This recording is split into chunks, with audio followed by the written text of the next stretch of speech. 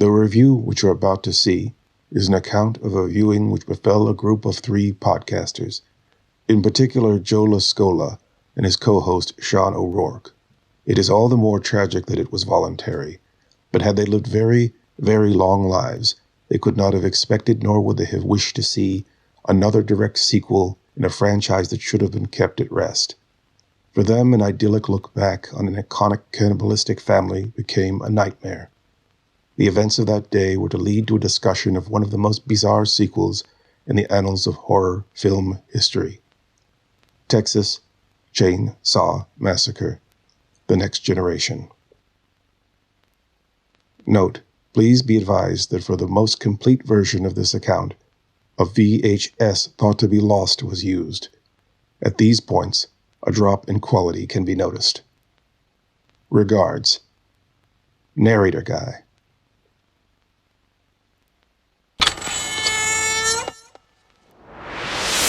Hey, what's up? Welcome to Movie Dumpster Season 5, Episode 3. Today we're talking about the return of the Texas Chainsaw Massacre, aka Texas Chainsaw Massacre: The Next Generation, from 1994, directed by Kim Henkel. I'm Joe Lascola. I'm Sean O'Rourke. And I'm Tony from Hack the Movies. Welcome to the dumpster.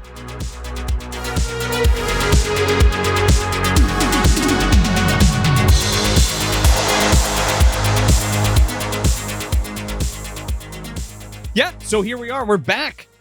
Well, you're in the video dungeon for the first time. Here we are. Excited to be here. I was just saying before, my game that I'm playing in here is like, what in this room did I used to own or currently own? That blob, I have that. From Ryan Hickey from Monster Effects, maybe. Yes. And what do I want to own? Carnosaur 2. The clock. Oh yeah, that's a good one. You might find that missing later. Anyway, what's up? there's just the sunspot where it is on the wall. Oh, yeah. So if you need to be up to speed, we were on Tony's show, Sean and I. We talked about the worst Texas Chainsaw Massacre movie. Did surprisingly well. That episode did really well. Well, hopefully this episode does well. Hopefully, ideally, I want them all to do well. But I was like, how into Texas Chainsaw are people? Apparently, a lot. I mean, you have that. You add, the Hack the Movies formula, and you combine it with a little, dumpster juice to get us on there. Shake that cocktail up, baby. More people wanted us to talk about 8 Leatherface movies than they did 1 Scream movie. So I was shocked. I was like, who would have guessed? This guy. Who would have guessed? Yeah, so go check that out and where we ranked this movie particular. But we told you this was coming, so here it is, baby. Yes. So I'm glad we're focusing on this one because there's a lot to get into this one. This is really the odd movie out in this series. There's other movies in this series that aren't great, but this one is so unique. Yeah. Uniquely strange. Yeah. Yeah. Well, we talked about it on the show a little bit. It's so funny that both returning people who did the first one, they both returned and went into this comedic horror route, but in 2 very different ways. I don't know why. Okay, so this movie's directed by Kim Henkel, who is the original writer that wrote with Toby Hooper. Toby Hoopy. Toby Hoopy. I love Toby Hoopy. Yeah, Toby Hoopty. His movie Poltergeist. Oh yeah. The ghosty movie. It's Kim Henkel writing. Was one of the original writers on the first film. So he comes back and he writes this one and directs this one. Yeah.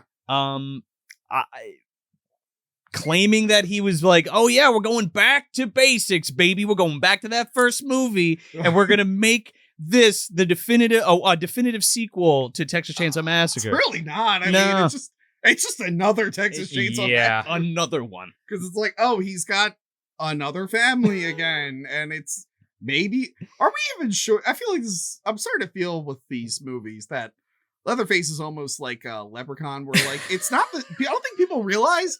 It's not the same leprechaun in each movie. They just all look alike. It's Warwick Davis, but they're all different. It's Warwick Davis, but it's except for Leprechaun Returns. Yes. Even Back to the Hood is not the same leprechaun from In the Hood. From In the Hood, yeah. They're all different leprechauns with apparently different sets of rules and stuff. And I'm starting to think Leatherface, it's like, there must just be multiple Leatherfaces. Like, that would justify why they have multiple names. Yeah, I was thinking about that too, because I was thinking, like, just to go off on a different angle from that theory, is like, I wonder if there's just like obviously it's not the same house in every movie. Well, let's just say there's one Sawyer house, and every time Leatherface is like the last one standing, and another group of crazies comes in, and is like, "Hey, he came with the house. He's a pretty good butcher." Yeah, oh no, that's basically what happens in 3D. He's like, Yeah. your cousin came with the house. He's in your fucking basement. Oh, Well, you know, yeah. as Your we chainsaw learn- monster. as we learn from this film, that the Illuminati probably reassign him to different bad guys. Yeah, which on this second viewing for this episode, I have some more thoughts about that we'll get to when we get there. I think it's a pretty interesting angle. I mean, that's why this one sticks out. Yeah. Yeah. We'll get to It's final thoughts and very- things like that. Yeah. Very memorable. Yeah. Of all the ones after 2, Yeah. this is the most memorable, except for what's her face in 3D. Do your thing, cuz. That's Oh. and Fun and bags. what's her face in the remake. But even then, Jessica Biel. those are just memorable people. Yeah. But this is the movie that you remember the most things in. Oh, Sure, yeah, sure. yeah, yeah. It's just so off the wall. So there's 2 cuts of this film. Yes. All right. There's a director's cut that runs 94 minutes, and then there's the theatrical cut, which runs 87 minutes. Yes. Yeah. We all for the review we did over on Hack the Movies, we did we all watched the director's cut. Yes. Which cuts did we watch today, folks? Because HBO Max had the theatrical cut. Okay. So I went back and watched the theatrical cut, which is all I ever saw before you sent Gotcha, me yeah. the other one when I would watch this on like HBO and Showtime and be like, this. I used to not like this movie as a kid. Now I kind of love it. But yeah. So I went back. So it was cool seeing them. They're almost the same, but like it's nice now. Having seen the director's cut, it kind of fixed some of my issues I had Sure. with the original. But anyway, which one? I just watched the directors again because I didn't know it was on HBO Max, and I couldn't get a physical copy in time. So I was like, you know what? I have this. Joe gave this to me. I'm gonna rewatch it. No, Sean, I got a pretentious answer. It'd be like you respect the director's vision. Yes. And to watch anything less would be disrespect to them. Like that's why you only watch the Snyder cut. True. I mean, I am a big Kim Henkel fanboy. Yeah. I love everything she does. She's a great director. Yeah, And, she's great. Kim, She's so good. Kimberly Henkel, I love her. One of my favorite directors, without a doubt. Shelley was a man, you Philistine. Yeah, it's weird, right? But yes, I watched the director's cut again. Yeah. I also watched the theatrical cut because we watched the director's cut for your review, so everything was very fresh in my head. I like watch if there's like 2 movies with like very different cuts, and this one's not. They're in certain sections, it's very different. So- but like I like to watch both cuts and see what's different. And now, before you get into this, because we have the whole backstory of this, we're going to get Correct. into, and then the movie itself. But I have a question. Maybe you guys can't answer this till we get into it. But is this like a Halloween 6 situation where there's like a lot of big differences, or is it like little shit? No. It's not like there's a lot of character stuff is cut out or trimmed. It's almost Okay. purely pacing Yeah. issues. There's not like big story beat, except for the one big one in the beginning. There's not big story beats moved. There are scenes moved around for Okay. whatever Yes. fucking reason, I did read about the opening that Yeah. was cut in the theatrical, Sure. which we'll Yeah, get which 'cause takes they- the whole punch out of the whole movie. But we'll talk Yeah, about it. because they mention it later on, and I guess they were like, "Well, we mentioned it later on, so we don't need to see it." I'm like, "Well, you mentioned it way too late." But yeah, I know. what I'm you're already. My brain is swimming with all these thoughts from what the hell else is going on. I would have missed that completely Yeah. if I was a viewer, Yeah. like in the theater. And you know something else that we did a little too late? I don't want to get in trouble here. I know most of the people watching and listening to this know who you are, Tony. Yeah. But I don't want to get accused of not introducing somebody on our show. Oh God! I know this is Wait like, a second. He introduced himself. I introduced. I'm kind of maybe playing a little, I'm being facetious, playing up a You joke have on to Tony's introduce- show here a bit, You but have to introduce people properly. yeah. So Tony, Who are you again? What are you doing yeah. here? You've been on the show like 5 times, but just in case. I always have to introduce. I'm Tony from Hack the Movies, very famous and important. Yes, and But I'm not rich and famous yet. Patreon.com/Hack the Movies. I got some commentaries on Bandcamp.com, Hack the Movies, and I got a merch store. there you go. And then next time I'll be rich, famous, and important. And don't forget that we did the Jack Frost 2 episode with Tony. We Yes. did, what did we do? We did Of Unknown Origin last year. Oh yeah. We did The Changeling. The Changeling. We did Pumpkinhead 2. Oh god. There's some Pumpkinhead good 2 is a one. episodes in the backlog, so go check those out. And thanks to everyone who bought a Jack Frost 2 Blu-ray and said they loved the commentary track, even though it was set to the wrong cut of the movie. It's been fixed. Okay, Been fixed. okay. You're welcome Or for it is being fixed. whoever won that. Thanks for letting me know, by the way. I didn't get a copy of that Blu-ray. Oh no. And like my inbox blew up, people asking me like what to do about it. I'm like, I don't fucking know. I didn't do the Blu-ray. Well, whoever won the Trashing Through Snow prize pack, you're welcome. I believe it was Well- Brandon Kent. I believe. Hold on to the proof of purchase and check out the distributor. They did a whole thing for why you can do it. But people have told me they like the commentary, so I want to thank them. And for speaking good. of commentary, we'll just roll right into that perfect Hey, transition. Go for it. You're the pusher, man. Do yeah, it. we also Call him the pusher. yeah, we also have as part of this Texas Chainsaw tail end of the month here, we're gonna have a commentary track with Tony. Yeah. On what is this movie called? Leatherface, Leatherface. the Texas Chainsaw Massacre 3.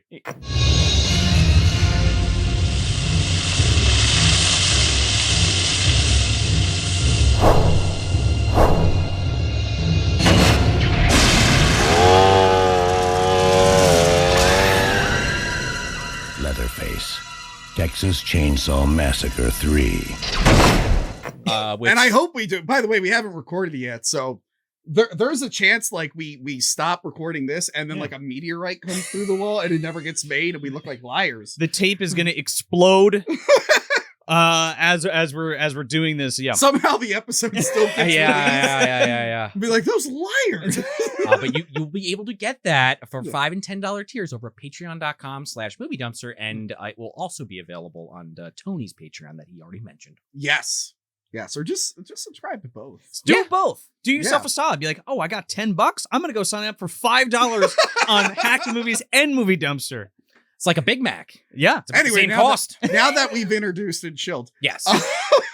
Now we can move on with which the I actual love topic. to do. I love to do. One day I'm just gonna do an episode of my show where it's just chilling. And I'm like, don't worry, guys, we'll get back to The Godfather in a second, but I want to make just 3 hours. Of just Make chilling. sure you like and subscribe this video. MovieDumpsterPodcast.com. So anyway, Godfather's good. Anyway, all right. So back to Texas Chainsaw Massacre: The Next Generation, Yes. aka The Return of the Texas Chainsaw Massacre. So like we were talking about, this film has 2 cuts. Yeah. It premieres in 95 at the South by Southwest Film Festival Mhm. to glowing reviews, apparently. Really? So Columbia Pictures. I can, you know what? I can see people, like in a film festival setting, being like, "Oh, here we go, another slasher," and seeing how it's so different and like crazy and off the wall compared to Texas Chainsaw 3, where it's like, Oh, yeah. Leatherface is in the woods again. I can see people being like, "I did not expect it to be that nuts. That's great." I mean, it is that kind of thing, though, Yeah. right? Like, Yeah. oh, it's totally subverted expectations. Yes. I mean, the performances have to be the reason why people like this I movie can see from the a get-go. crowd at a film festival being okay with this movie, whereas if it had a general theatrical release, people would be like, "What the fuck is this?" Fuck this shit. Yeah, you got people that are a little bit more ready for something weird at Yeah. a film festival. Yeah. Yeah. Mick Garris was in the back clapping. I'm sure he's always talking about going to these festivals. So Don't disparage Mick Garris. you don't know if I am yet. I mean, unless you saw that other review, you know how I feel about this film. That's a positive for Mick Garris. We love you, Mick. So, Love Mick. So Columbia Pictures sees this and it does well at the South by Southwest Festival. They buy it for $1.3 million. How good did Leatherface Texas Chainsaw 3 do in theaters? Like, I guess it did well. I mean, they're Okay. made real cheap, Well, so no, I guess they turn a profit. To your point, which we're going to talk about on that commentary track on Patreon. Yeah. That there was a shortage of films like that during when that came out. Okay.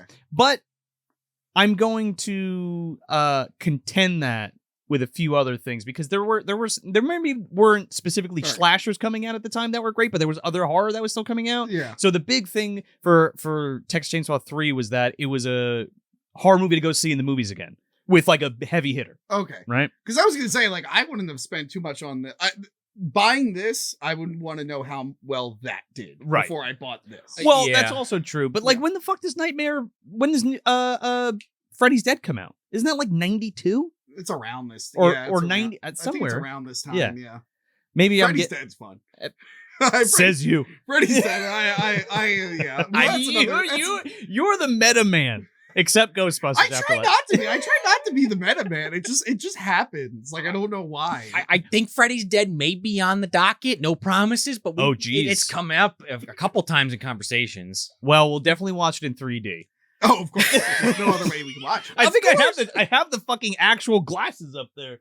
Oh, that's awesome. I remember, just a real quick aside, when me and Joe first kind of became friends, this is going like a while back now, but you had the 3D Friday the 13th and Jaws 3D. And I remember at the time, I don't know if you you just got the tapes or you've had them, but you didn't have the glasses.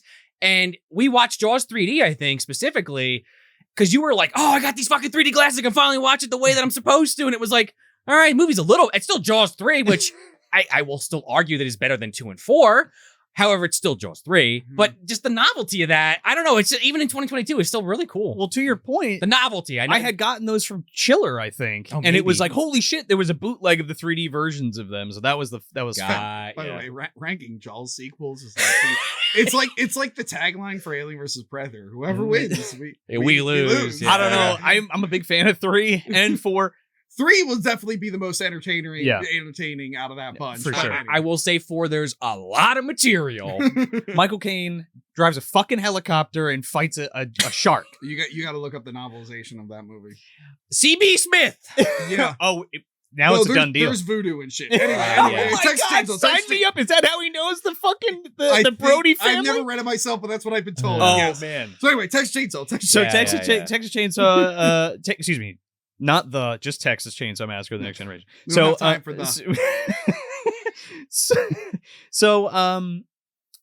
So yeah, it flops at the box office. They said they're going to spend like $500,000 to push the movie. Comes out theatrically. They only released to like 20 theaters or some shit like that. The first theatrical run of The Return of the Texas Chainsaw Massacre only makes like $44,000. They just dropped $1.3 million for the rights for distribution, and then spent another. They just barely distributed it. I don't know why. Were they going to put it on video, and they just needed a theatrical run? They were going to do that. Okay. So then, as Renee Zellweger and Matthew McConaughey are coming up in their respective places in Hollywood, they take the movie that flopped, they recut it, retitle it Texas Chainsaw Massacre: The Next Generation. Excuse me, it did get distribution in Japan on Laserdisc as The Return of the Texas Chainsaw Massacre. Okay. Not home video for the US yet. Okay. So in 97 or in 96 or 95, they're gonna push this. Okay. But by this time, Jerry Maguire's out. Yeah. Contact's out. Contact's just about to come out. So they're like, oh shit.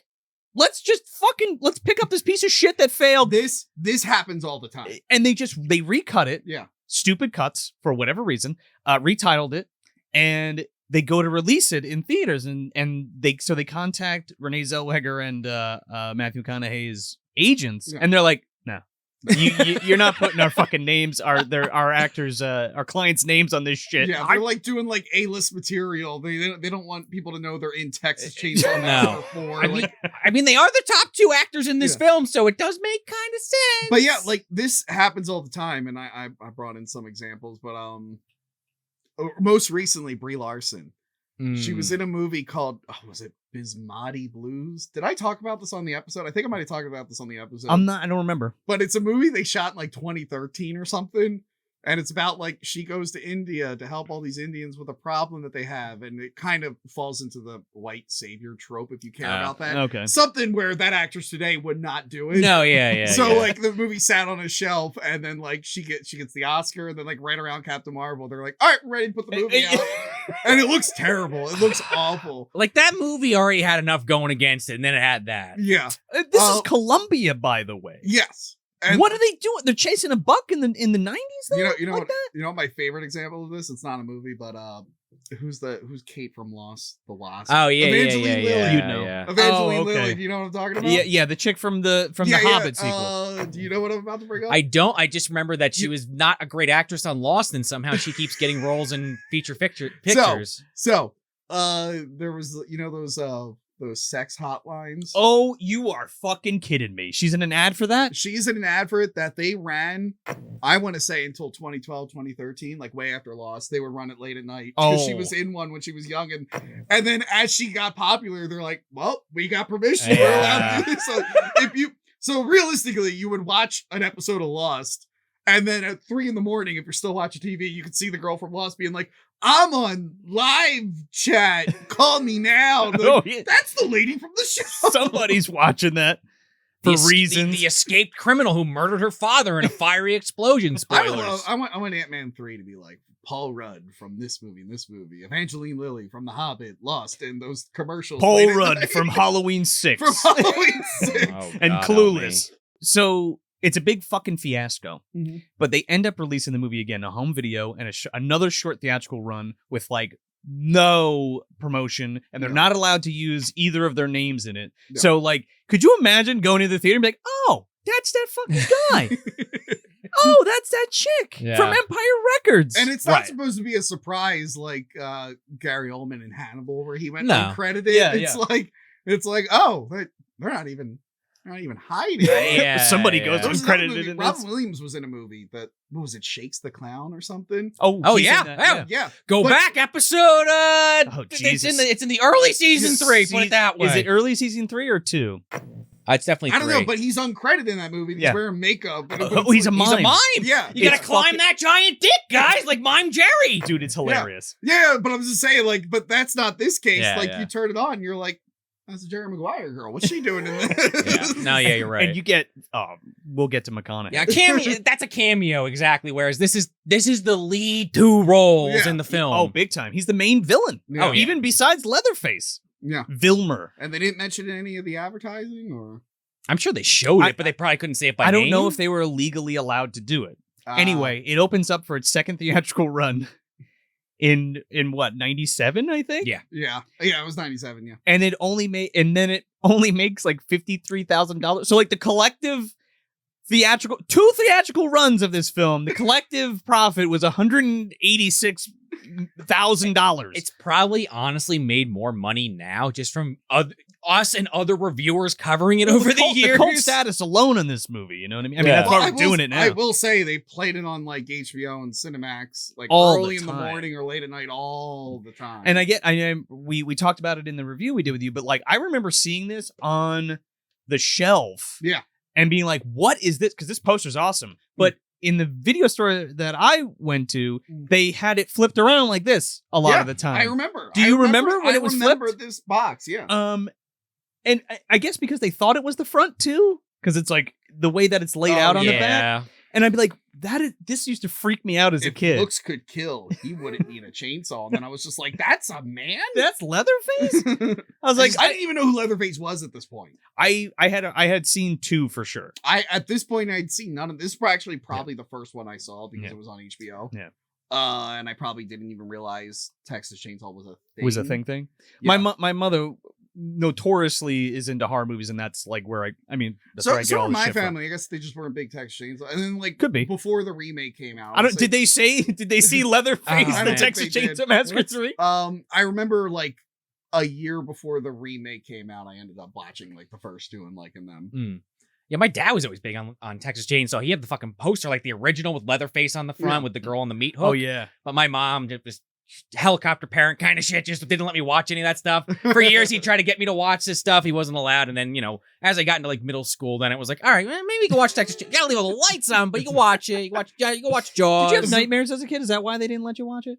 I mean, I'm sure the only movie that gave me nightmares when I first saw it, because I saw it like when I was 5 and it was like the first horror movie I actually sat through, was Halloween. Really? It scared the shit out of me. The only 2 things that ever I had nightmares as a kid were Alf and Chucky. Those were the 2 things. I mean, I get it. The only movie I remember, I'm sure other movies gave me nightmares, but the one that gave me like really bad nightmares was Fantasia. The broom scared me. Oh yeah. The brooms didn't scare me, but that giant fucking demon that comes out in the middle, that got me. Nah, that was fine. It was the brooms that really got under my skin, because like they had no face and they kept killing him and they kept coming back. And I was like, if I was in that situation, I'm like, what do I do? Yeah, it's a very intense scene where Mickey is the sorcerer's apprentice, like zapping the fucking Yeah. brooms. Anyway, Yeah. that's been your Disney minute. Texas Chainsaw Origins. So let's fast forward. I think it's a couple of years ago. Shout Factory acquires the rights to distribute the Texas Chainsaw Massacre: The Next Generation, or excuse me, Texas Chainsaw Massacre: Next Generation. Finally. Finally, I We mean, were all waiting. I couldn't wait for a Blu-ray of this. Sean called me all the time. He's like, why isn't it out yet? I'm like, "Oh, calm down." I've never even seen it, but where is it already? Because they did put a DVD out eventually. Yeah. But this is the first Blu-ray release, and this was the first time besides the Japanese Laserdisc where you can get the director's cut of the film. Yeah. They go to make the artwork for the fucking Blu-ray, and they get contacted again by Renee Zellweger and Matthew McConaughey's agents, and they would not let them put their likenesses on the fucking movie, on any of the artwork. Matthew, whatever. Renee, because I told you guys there was that movie she was in, White Oleander, where she plays an actress. Oh. And she refers to a horror movie she was in, and it's footage from Texas Chainsaw 4. Yes. So you think at that point she'd be like, all right, whatever. It's been so long, it's not going to hurt my career. You're famous. Yeah, You're a fucking Uber. Oscar award-winning actor. Who gives a By shit? the way, and this is like, she's like older now. She's been famous for a while. Yeah. This coming out on Blu-ray with her face on the cover is not going to hurt her. Who gives a shit? Yeah, she's already. What's that one series she's really famous? The Bridget Jones. Yeah, she's already done like the Oh, second or third one. And At by that the way, point. all the people who are really into Renee Zellweger Yeah. are not going to buy this movie anyway. No. So, like, Yeah. that, I don't think, if she's willing to have that footage in a movie and make fun of it, just put your face on the thing. And I mean, as far as McConaughey is concerned, like McConaughey's been in worse movies. fucking Reign of Fire is a very similar Well, performance, Reign I of- would Reign argue. of Fire is great. You shut your goddamn I mouth. like Reign of Fire. Okay, okay, I'm good, just good, saying, good. obviously, I like it. This movie, he's way more manic because that's the character, but in that movie, similar energy levels, which we've talked about on this show in the past many Well, times. I think a big part of that has to do. So let's back up a second. Sure. I watched when we did your show. I watched all the Texas Chainsaw Massacres back to back, but I'd seen two so many times and the first one so many times, and I watched it with commentary. Yeah. So Toby Hooper on the Texas Chainsaw Massacre 2 commentary track states that like when they were doing the scene with Dennis Hopper under the overpass on the highway, somebody was freaking out so bad that it was a Texas Chainsaw Massacre movie and wanted to be on set and like see what was going on and like what was happening. They like climbed, they did this dangerous thing where they like, climbed under the fucking bridge and tried, and they ended up taking him down. And Toby was like, "Come on, dude, like come over here. You can hang out while we film the scene and stuff." Yeah. And if you were an actor from Texas, it was a big thing to be a part of Texas Chainsaw That makes Massacre. sense, yeah. Like Caroline Williams was from Texas, I believe. And she was in the movie. She couldn't wait to be in it. I think it's the same thing here because Renee Zellweger and Matthew McConaughey are both from Texas. They're Texan actors. So being in a Texas Chainsaw Massacre, let's fucking do Why it. not? Especially when you're young and, you know. I'm assuming, and I didn't do heavy research on this, just quick Wikipedia, comparisons, but it's like they also were both in My Boyfriend's Back, but her scene was cut, and I guess he's an extra in a scene? They're also both in Dazed and Confused right before they make this. Right, well, right, yeah. That's the big one. It's been a while since I saw She's Daisy. credited as like Girl in Truck or some shit. Oh, Girl in Yeah, Truck. yeah. I remember that. Yeah, Yeah. Girl in Truck. That's the one scene I do remember. When they're driving, actually. yeah. Not the rest of the movie that's very All right. memorable. They should do another movie again. I'm surprised that hasn't been picked The up for... return of the Texas Chainsaw Massacre: The Next Generation. Well, I'm surprised they don't do a sequel to Dazed and Confused. Do you think Matthew McConaughey still loves high school girls in this? He could be the teacher. All right. Whatever happened to that guy? It's like, well, he liked high school girls a little too much, and he's not in this movie. I mean, he did He's have still a at the bar smoking joints, trying to pick up 15-year-olds. he did have a very suspect mustache in that movie. He really did. It's a very disappointing mustache. Y'all want to see my tow truck or what? It still Time's blows a flat circle. blows Tony. my mind though, just reading about and seeing interviews with him about how he got into acting. It's like, yeah, I always wanted to do it, but I never really went anywhere. And then I was like at a bar once, and someone's like, "Hey, you got a pretty good look. You want to come down for an audition?" And then he was in Dazed and fucking Confused. That being like, said, all he's right. a fucking maniac in this movie. He's great in He's this. great in this. Like And we talked really. about it on my show where like someone asked who would be good for the role, and he suggested some actors, and then he's like, "I'm an idiot." And he went back like, "I'll do it." He's a good bad guy. Yeah. So that all being said, Yeah. this movie was a shit show for everybody involved to make. It had a really low budget. Kim had a really hard time getting the funds to even make this fucking movie, despite some of the shit that happens in this, i.e. the ending. Yeah. and trashing cars and all that kind of stuff. I'm surprising, but like, Well, you got a junker and one of them's a fucking Trans Am. yeah, but you've seen all these directors? Sure. These movies, they can find a car to blow No, up. I get it. I feel like it's like the Dolomite movie, the one with Eddie Murphy that's like showing his life, where they have the scene where he has the car and he destroys it, Oh, and yeah. it's Wesley Snipes' like cousin. That's my cousin's car. It's like one of those. They just kill. They destroy somebody else's I'm more car. worried about the insurance on the plane, but yeah. Well, yeah. Well, it's yeah, funny. yeah. It's funny you say that, Sean, because they didn't have like a dressing room or anything, Mm. so they were in the producer's Winnebago, and the front was makeup, and the middle was like hair, and then the back was like a sheet that they would pull over, and they get changed into their costumes. Now, do you think that's the Which- same Winnebago from the end? Now you're catching on. So It's hilarious. so not only do they use it as a dressing room, but then they fucking trash it at the end of the movie. With that horrible ADR that they do for this old couple. Oh, there's a guy with a chainsaw. Mr. Shipe, you want a Bloody Mary or what? Don't mind if I do. And you're on some old path in the middle of nowhere. Of course, you're drinking That fucking is a mixed very drinks. busy path in the middle of nowhere, by the way. Crop dusters, RVs, Yeah, like as we find out, the yeah. Illuminati. Everyone's on that dirt path at once. So, as our guest, you know the drill. Yeah. Can you plot crunch this movie for us? Oh, Don't read it. I forget every Come time on. that this is a thing. All right. Yeah. Do you remember the Texas Chainsaw Massacre? We're doing it again, but weird. That's pretty accurate. Much, yeah. Yeah. But this time the kids, they go to prom, and on their way back to prom, they get into an accident, and then Texas Chainsaw Massacre happens, but Leatherface cries more. It's like Also the Illuminati. Yes. Like, I'm not, by the way, that's a thing. That's not a joke. So, again, coming back to that episode we did on Hack the Movies. Yes. The worst Texas Chainsaw Massacre ever? What is- Question mark? Oh, What is the worst Texas Chainsaw Massacre? Hack the Please. Movies. What What is is the the worst worst Texas Texas Chainsaw Massacre movie dumpster? Yeah. Anyway, we talked about the relationship of the family between the first two films, the third film, and then this Yeah. film, and Yeah. how it like Yeah. goes all over the place. The family in this film is called Slaughter. Although I Oh. don't know if they ever say that. No, No. No. They're credited as that. they're credited as that, like, but in the film Yeah. and on IMDb, Leatherface Slaughter, Vilmer Slaughter, Mm, who could give a shit? W.E. Slaughter, excuse me. yeah. Darla, nothing. I don't know if she's a slaughter. She's but not a slaughter. She's an accessory. She might be a slaughter. I think there's some incest going on here, Oh, hardcore. you Do think Do so? you think it was Grandpa Slaughter? Or Maybe. Is he just a different grandpa? No, it's a total different grandpa because that's Grandpa Munster at the end in this one. I think it's supposed to be the same grandpa. I mean, if 3 is continuity according to the opening crawl, like, he fixed his Well, eyes. his eyes back, his stomach's all fixed up. Ken Forey shot me in my belly, but I'm fine. Okay, well, they have that opening crawl, and we talked That's about. what I'm- Okay, yeah, that's what I'm- yeah. okay, We okay. talked about that briefly in the beginning Yeah. of the Hack the Movies episode. Right. So at the beginning of this one, now we get a crawl in Leatherface, the third one, Yeah. as well, telling us a little bit about that. But in this one specifically, it says that none of the family members were apprehended ever. Yeah. Since the original film. Right. Right? So it's been more than 10 years pass, but there's after the next several, there are 2 minor incidents, i.e.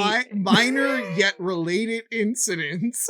Yeah, the which are the incident where- Texas Chainsaw Which, Massacre by 2. the way, I'm pretty sure this is written to ignore those 2, but they thought that line was funny. Well, I yeah. guess. It's like, oh, people are going to ask about 3 and 4. Just throw a little funny thing, like minor, but yeah. Yeah, because I'm thinking about that. Like, okay, so not only is there the Leatherface and Chop Top timeline, but there's also like the Leatherface and Viggo Mortensen Yeah. timeline, but they also both happened. But I don't think about that. Yeah. Well, they happen in different parts of Texas, but I like Tony's theory of the Lubden theory, as Oh, we will okay. refer to it now in the MDU, is that there's multiple Leatherfaces that are bred Yeah. for these cannibalistic ?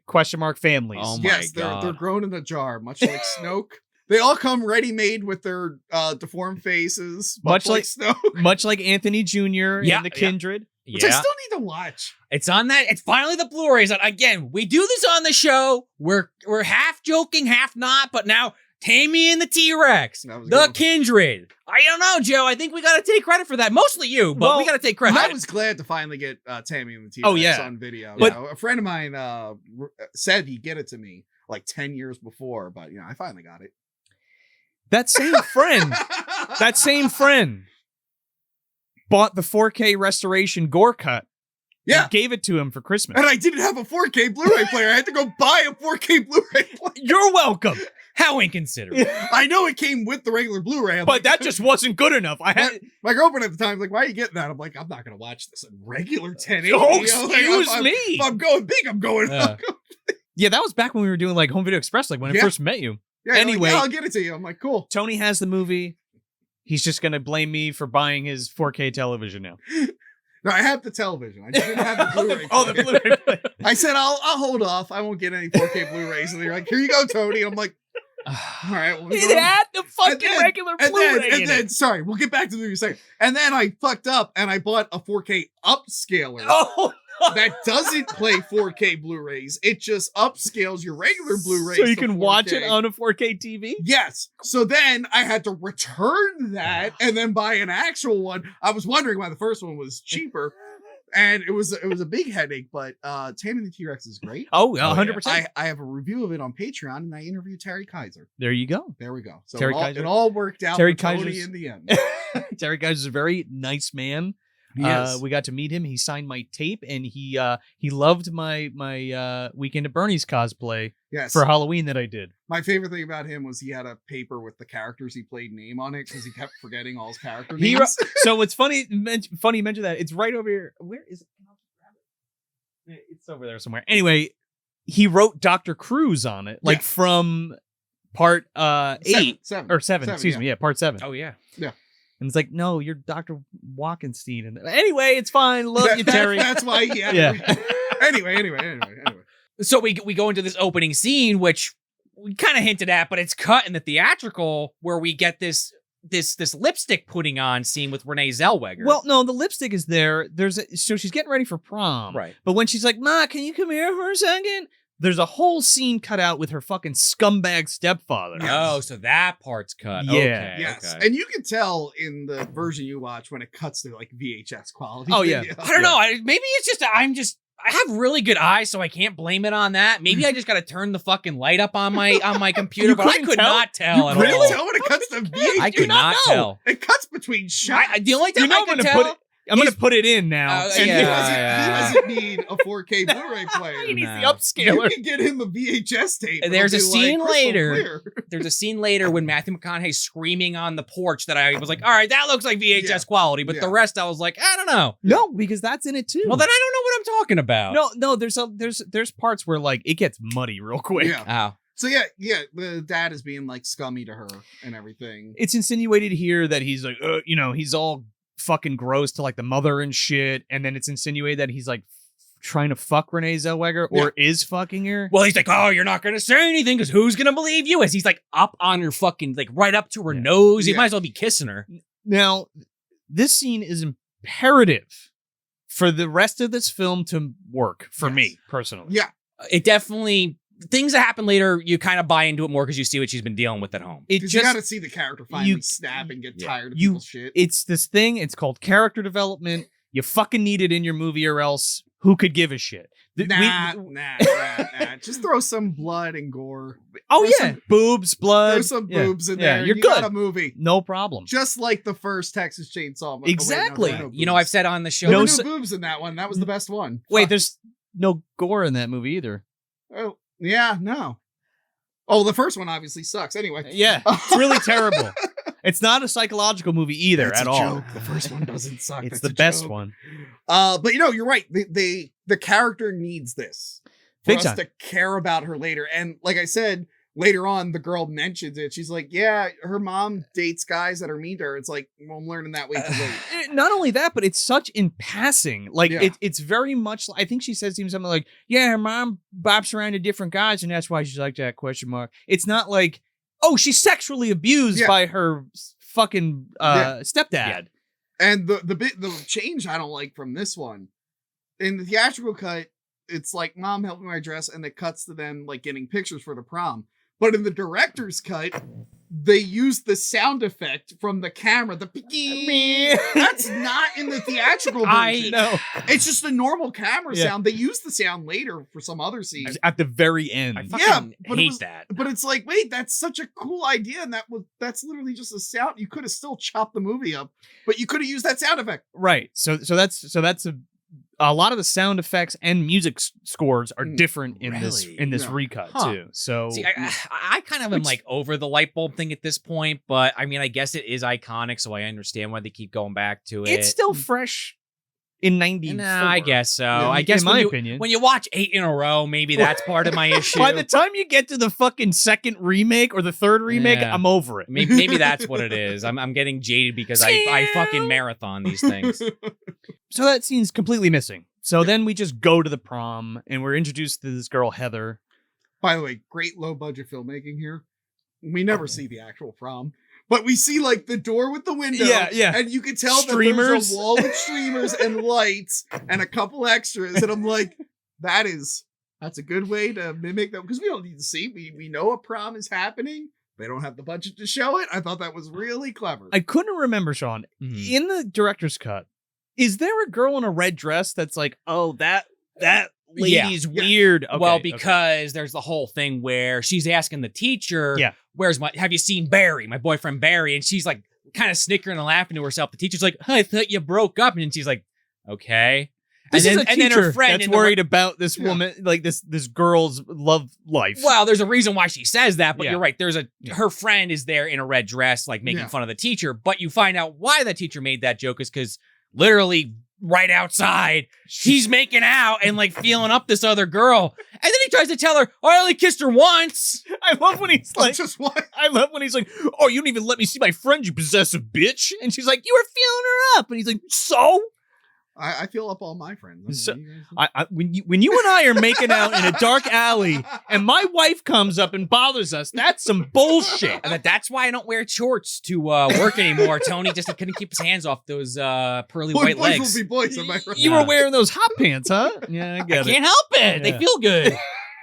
They let the air flow between your thighs. But this is how we kind of get our characters moving, because Heather gets in her car, or actually it's Barry's father's car, you find out, and she speeds off. And she is terrassing around this fucking parking lot and almost hits this guy. But then she's completely aimless. She's just like, all right, I'm driving down the highway now. And then Renee Zellweger and her boyfriend Sean are like in the friend or whatever. They're smoking weed. They don't seem like they're definitely not dating. They even say that in the movie. They're just best friends and they act like they're together because no one will date either of them or some bullshit. Yeah, no. And again, it makes more sense when we know that Renee Zellweger is sexually abused, because then we can be like, oh, these people are real dicks. I mean, they're dicks anyway, but instead, there's a character arc there. Instead, she's just got like a bitchy Daria vibe. Yeah. Well, why don't you go shut up? They kind of lean heavily into a lot of things that I don't like about this movie and just horror in general. And maybe this comes across as like a nitpick for some people, but for me, it's like that thing where it's like, this character Barry especially, but even Heather to some extent, keeps firing these lines off that are very self-aware, like, I might someone just kill me already. So it's like, all right, that's too much. So to your point, that's the point of this movie, I think, is that like they're going for that kind of thing. So Kim Hankel has said that this is her journey. Renee Zellweger's character's like Heather's journey, or excuse me, Jenny. It's her journey of dealing with all that stuff from the father and growing. Question mark. Which it kind of is, but it's mostly just making fun of horror movies and these types of movies. Yeah, it's kind of like there's this like kind of thing where it's, you can tell they're just like, these movies don't hit as hard as they used to. Like, people are kind of like over it. You know who saw this? No. Wes Craven saw this movie. I was literally about to say, I wonder if Wes Craven picked up some ideas. He was more making fun of like the tropes and stuff. But this makes fun of the tropes too. A little bit more just about its specific series. Well, Wes was like, that's interesting. I'm going to make it better. I also do find this couple hilarious, even though they're quickly excised from the film. Although, poor Heather, for God's sakes, this woman gets it the worst out of anybody. She really does. I don't give a shit about that character. I don't know. Hers is so prolonged. Yeah, well, there's several times where you're like, all right, well, she's got to be dead now. But like, that poor girl, someone just shoot So they're Well, she's a bitch, and I don't use that word often. 'Cause self-proclaimed bitch. That's why I specifically use it, because she's kind of like, and I'm sure we all know somebody or have a relative that's in this situation, because she says this line. It's a little bit later, but I'll just say it here, where she's talking to Barry, and she's like, yeah, I'm a bitch, so I kind of have to get with certain type of guys, and, that's just how I get through life, like, with the life I want. Yeah. And my mom does it. She doesn't like my dad, but she does it to, because he's rich. Yeah, and he's like, well, what does that mean? She's like, don't worry about it. It's like, so you're admitting you're a scumbag. So your dad's a doctor, and that's why. Well, he apparently Barry told all his girlfriends that his dad was a doctor, and he said you had to feel the boobs, and that's how he got to touch or else you'll get cancer. Yeah. This guy's a scumbag. You gotta suck my dick, or else I'll get cancer. Not to disagree with you, but I use bitch. I use bitch all the time. Like, I get it. I'm not trying to be like Mother's Day. My hair topics. Oh my god! On my mom's birthday, my sister's birthday, on her wedding. I was like, hey, bitch. You got me. Congratulations, bitch. You got me there. Sometimes my grandmother calls. She's like, "Hey, Tony, how you doing?" I'm like, "Bitch, why you calling?" I'm not trying to be preachy. It's just a personal thing. But you made it work, Tony. But yeah, they're in the car, and they get in a fucking accident. Yeah, a big one. Well, they only get two, but a really big one. I just want to address the fact that, like, they go down this road for no reason at all. They don't even know where the fuck they're going, and then they're all they're just like, I don't know what I'm doing. I'm just driving. And then a fucking Trans Am comes barreling out of the woods and hits them. Dude, it there's comes no up. place. There's no place to turn around. Yeah. But there's a fucking road? Question mark? Well, that's the thing. There's like a hill, and this guy, boom, he flies up it. Are we to assume that they were fleeing the house? That's what I thought. I don't think so. No, actually, no, you're right. Because in the woods, there's like just cars and motorcycles everywhere. True. Yeah, there's a ton of people passing them and the on this road. Illuminati. Like, I can't stop stressing that enough. Dude, wait a second. Okay, because I could kind of go both ways on that. Do you think the guy in the Trans Am was Illuminati? No, I don't think he was. Okay, well, he's definitely Scott Farkas, because that's what he fucking looks like. He's either a total rando. So help me God, yellow eyes. This guy. I'm just seeing, like, I think you see other cars driving at one point. You see a motorcycle at one point. Yeah, it drives right past Renee Zellweger and a car. And they're like, "Hey, pick us up." I just think you could kind of go either way. It's either just a random dude, or he's trying to get the fuck out of Dodge, and it doesn't matter because he never wakes up. He's going somewhere. He's going somewhere. He's fleeing another Leatherface. The other Leatherface. He's leaving the one from 3 in the bayou. Viggo Mortensen's Leatherface is following him. I saw this Ken Forey guy with an AR-15. He shot the shit out of my trunk. They got him locked up now. They said he can't have that weapon. He keeps talking about Leatherface. I don't know. So they get into an accident, and then they go and they like walk. That's another thing. There's a lot of walking scenes cut out of this. Yeah.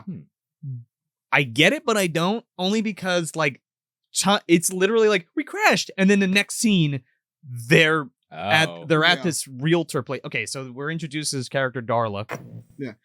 Real quick about the basic. Go ahead. What I think is, like, I can see them chopping everything down to have more show times.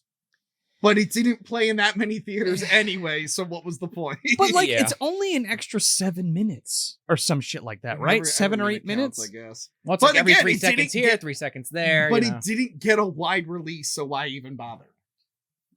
Like, who cares? I don't even know why you would retitle it. This isn't like a Justice League thing where they're like, we gotta cut 4 hours into 2 hours so we can get our Christmas bonus.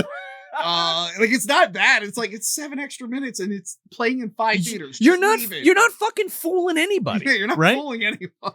We know what you did, you little jerks. So stupid.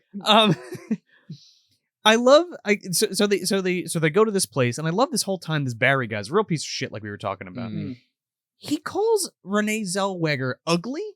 He keeps going on about that. A fucking dog. Nobody would sleep with you. Right, he calls her a dog. And I'm like, what are you talking about? It's that fucking age-old trope where it's like, well, she's not that attractive, but then you wipe the makeup off and you take the baggy clothes off, and oh my god, it's a 10 out of 10. My god. We made fun of that in an episode. We made fun of we didn't review it, but we talked about She's All That. Yeah, She's All That. Where it's like, oh wow, that insanely attractive girl, when she takes her glasses off and puts her hair down, she becomes slightly more insanely attractive. What movie did a great parody of that and a lot of other tropes was Not Another Teen Movie. It's not a horror movie. It's maybe not something we would cover on this show, but if you want a good comedy that's lambasting 90s romantic comedies like American Pie, it's fucking so good. Like coming of age movie. I never got that where it's like, oh wow, she's gorgeous. Oh, her hair's down. Like, okay, she's because in that movie, I don't know, tone, glasses on, hair up, lights on. That's what it is. Yeah. It's just like, okay, like it's just too. It's stupid. I don't understand. I say that every time we because Julia likes watching that stuff, and I watch it, I'm like, she's fucking hot. What are you talking about? Yeah. You ever see that movie, The Duff? I know what it is, but I have not seen it. Yeah, where it's like, it's Mae Whitman, and she's gorgeous, and the movie's called Designated Ugly Fat Friend. I'm like, she's neither of those? I don't know. Oh, she had braces or something, right? I don't know what executives signed off on that and thought it was a good idea, but it was also supposed to be R-rated, and they cut it down to PG-13. Anyway, the movie's actually not that bad. So they meet Darla, who I'm still gonna say, spoilers. Well, she's Matthew McConaughey's boyfriend, possibly brother. We don't get confirmation on that. Wait, she's Matthew McConaughey's boyfriend or brother? Well, definitely boyfriend. Brother, or sister. Yeah. Look, don't judge her, Tony. I was about to say, I'm like, did I miss something? Misspoke there. But you get what I'm saying. I gotcha. I'm almost positive it's kind of some like weird incest thing because it is, again, still Texas Chainsaw Massacre. She mentions her name's Darla, right. And she mentions, and she's, by the way, she's in like she's in this trailer, but it's like for realty, like she's selling houses or some shit. Yeah. Because it's funny. She flashes some high school kid. They throw a fucking rock through a window, and she's like, oh, they just want to see my tits, and she fucking like pulls them out, and they're appalled. That's all you have to do, apparently. That's all you got to do. On the way home, I'm gonna find a realtor. And just she's like, they mean no harm. The stunt boobs come in, the whole thing. Yeah, I was gonna say. That is definitely not the act. Like, those are definitely stunt boobs. I don't know if you can even really see anything, though. It's so quick. I saw two breasts. Okay. But I think she's in Varsity Blues as a stripper, whom you see her breasts in that movie. So I think it's funny that she did it for that. Right, but not for this. Put the two images. Yeah, this is great for YouTube. Put it. Just don't monetize this episode. I'll get right on that. This is for the Odyssey version. Put those titties. Maybe we'll put it in the Patreon, and then you can be the judge. I'm sure that'll go over great. So there's someone out there who will break it down. There are people whose jobs on the internet is to break stuff like that. Not even. There's a little mole right next to the nipple there. That's definitely not her boob. I'm not even joking. There are literally people who go out of their way to. It's so funny. There was the Mr. Show website that they made fun of on Knocked Up. Like, oh yeah, you know that's a thing, right? And Paul Rudd's like, wait, it is? Mr. Skin. Mr. Skin, yeah. Mr. Show, very different thing. I highly recommend Mr. Show, actually. Did you know Mr. Show was a thing? Mr. Show is great. I love Mr. Show. I've never seen it. It's good. It's a good show. Yeah, so she calls Wilmer. Wilmer! And he's not German. He's like, a big boy though. Oh yeah, I got some kids that broke down. Like, you gotta go get them. They're like a mile and a half away. Okay, bye. And then she's like, yeah, you just keep walking down that way, and he'll pick you up. And they're like, what about the mechanic? And they're like, no, don't go to that guy. That old coot will shoot you. We killed him a decade ago. Don't worry about There's a guy at the window. That's a scene that's cut where they zoom in on they show the window close up, and this guy's just like looking out the window. But we never see him again in either cut. No. I think that maybe that was like because they do something funny later, and I wonder if that's like a joke, like, oh wow, they would have been okay if they just went there. I'm thinking of the drive-through scene later. It's totally that. Okay, yeah, and again, it fits in with the whole because it's making fun of how they make poor decisions. Yeah, and they're like, oh, you sure? Well, that's like Joe was saying earlier about her driving aimlessly. Like, there's a sign that's clearly fucked up, and she goes the wrong way because she's not paying attention. She's too busy arguing with Barry. Turns off the highway onto a fucking dirt road. But anyway. Yeah. So they start walking, and then you cut to this Wilmer character going to the cars, and Sean's hanging back there. The only one who's supposedly not injured. Yeah. And he's like, oh, yeah, hey, yeah, this guy's down here. He won't wake up, but he's like muttering in his sleep, and he's like, and Matthew McConaughey comes, he's like, yeah, he's dead. Like, no, he's not. He's fine. He's like, hold on. He like breaks his neck. He's like, now he's dead. Fucking dead now. The guy's like, I'm sorry, what? He's like, what are you going to do to me? I'm going to fucking kill you. He pulls out a knife and he's like, you're scaring me. He's like, you better be scared. So it's funny because, okay, so this whole scene for the theatrical cut is like cut up and dispersed over other scenes, like in between Yeah. other Yeah. scenes. They So, like, cut it, yeah. So in the director's cut, you have the whole scene together. He's like, I'm gonna fucking kill you with this knife. You better start running, boy. And he fucking starts running and he gets in his car and he's like, oh, crank up the fucking tunes, man. And he Let's puts- go racing, boys. He puts on the fucking music. off to the fucking races. And he's driving and in the director's cut, he like runs this fucking kid down. Why he doesn't just run into the woods, I don't know. Okay, again, they're making fun of their I bad know, decisions. But yeah, I was like, just run into the woods. Well, the pisser is not only does he that just truck is way too big. Yeah. to move through the trees. he runs down the dirt road and McConaughey's chasing him with the music, but then he like catches up to him and starts mocking him. And then at that point, if you don't run in the woods, you're an idiot. And this kid's an idiot, so he runs behind the car and he's like, backs up right over him. Dude, he runs over back and forth Yeah. like 9 times. And I think he's dead now. Yeah, it's good. Do you think the Texas Chainsaw remake got that idea from this movie? Could be. Probably. Yeah, they were like, whoa, but that's our favorite sequel. Let's Dig do a out their own callback. franchise, dig at the bottom of the barrel. They by the way, Vilmer has a robotic leg. Yes. Which is sometimes did- controlled by a remote control. Well, 'cause they and im- sometimes isn't. They imply later that he's been like Vigo, he's been shot Well- and hung and run over. Yeah, he's like Rasputin, but we'll Yeah. talk about that in a But I second. think that's why he has the robotic. No, leg. but like, is it from Tinker, from the other family, from Leatherface, the Texas Chainsaw Massacre Part 3? yeah, he came out for a house visit, fixed him up, and Yeah. went back. You gotta love technology, Vilmer, okay? I'm going to say no. They're connected, I Tony. mean, honestly, Very loosely. I was gonna say this earlier, and then the thought flew out of my mind like a fart. I don't know, man. In the context of the movie dumpster universe, we got the Tinker, we got this potential multiple Leatherface situation here. I don't know if it's quite the Winter Stepfather project from last year. It's like the Leatherface Sinister Six. That's what I'm saying. Yeah. Yeah, they all come in from the different dimensions to work together, like the Council of Ricks and Rick and Morty. Which we've referenced many They're times. building Leatherfaces and using Stark technology. Yeah, but it's like that Legion of Doom table with all the Leatherfaces just frothing at the mouth, and they have like, I don't know who the leader is. Is it Vilmer? Is it Viggo Mortensen? Is it Ma from the later movies? Like I don't know, but someone's in Whoever's charge. building these Leatherfaces, they need to get fired because they just keep making them older. And Well, I think it's the They keep Tinkerer getting worse. working with Krauschek. What's his name? From Crookshank. from Munchie. Yes, put them in the let's put them in the Leatherface program. Yeah, and somewhere Terry O'Quinn from the Stepfather's involved. We're not sure. That's a different project. altogether. He's got those hands that get chopped off and replaced. Again, That the happens. lore is deep on this Totally. show. It doesn't always make sense.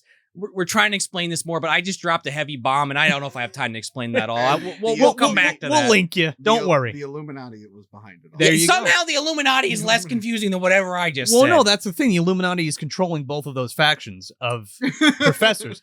In the MD, man, and my but mind's racing, Joe. it's the faceless entity, but it does have a face. Yes. And it's leather. John Hurt, Joe Buchanan. Okay, fair enough. That so- asshole. where the fuck were we? Sorry, I He kind of ran over derailed the that. guy. He ran over the guy. Then this takes a turn too because they see a car drive by, like Barry, Heather, and I think it's those guys Jenny. that threw the rock through the window. It's Chop Top and Leatherface from Texas Chainsaw Massacre 2. They're coming to pick up Tinker. Yeah. They're coming to pick him up. Yeah, they just dropped off new batteries and remote controls of fucking Yeah. Matthew McConaughey. Leatherface has the chainsaw in his gut he needs taken out and some new organs put in. Yeah, he So- really fixed up that gut. He's really good. versatile. I don't know. I mean, I think Tinker's got that John Hurt technology, maybe is what it comes down to. He's got that portal tech. He doesn't have it perfected because he stole it and he's missing a few pieces, so he can really only activate it to get in and out. He took him to that droid modification guy from Book of Boba Fett. Yeah. Fixed him right I up. haven't seen it, but I can kind of Still haven't connect seen- the I'm still dots. catching up on my favorite show, The Mandalorian. I wore my shirt today because I couldn't find my Hack the Movie shirt. I heard It's you ironic. because we took him. Yeah. Like, yeah, I can't find him. I guess you guys fucking took him. Anyway, So Barry and Heather run down the fucking road after this truck, and Renee Zellweger just like has a breakdown in the middle of the road. Yeah. And then they go to the house, and then we're finally introduced to Mick Foley. I mean, Leatherface. He's wearing like this. He looks like fucking Mankind? yeah, he looks Yeah. like Mankind Or- yeah.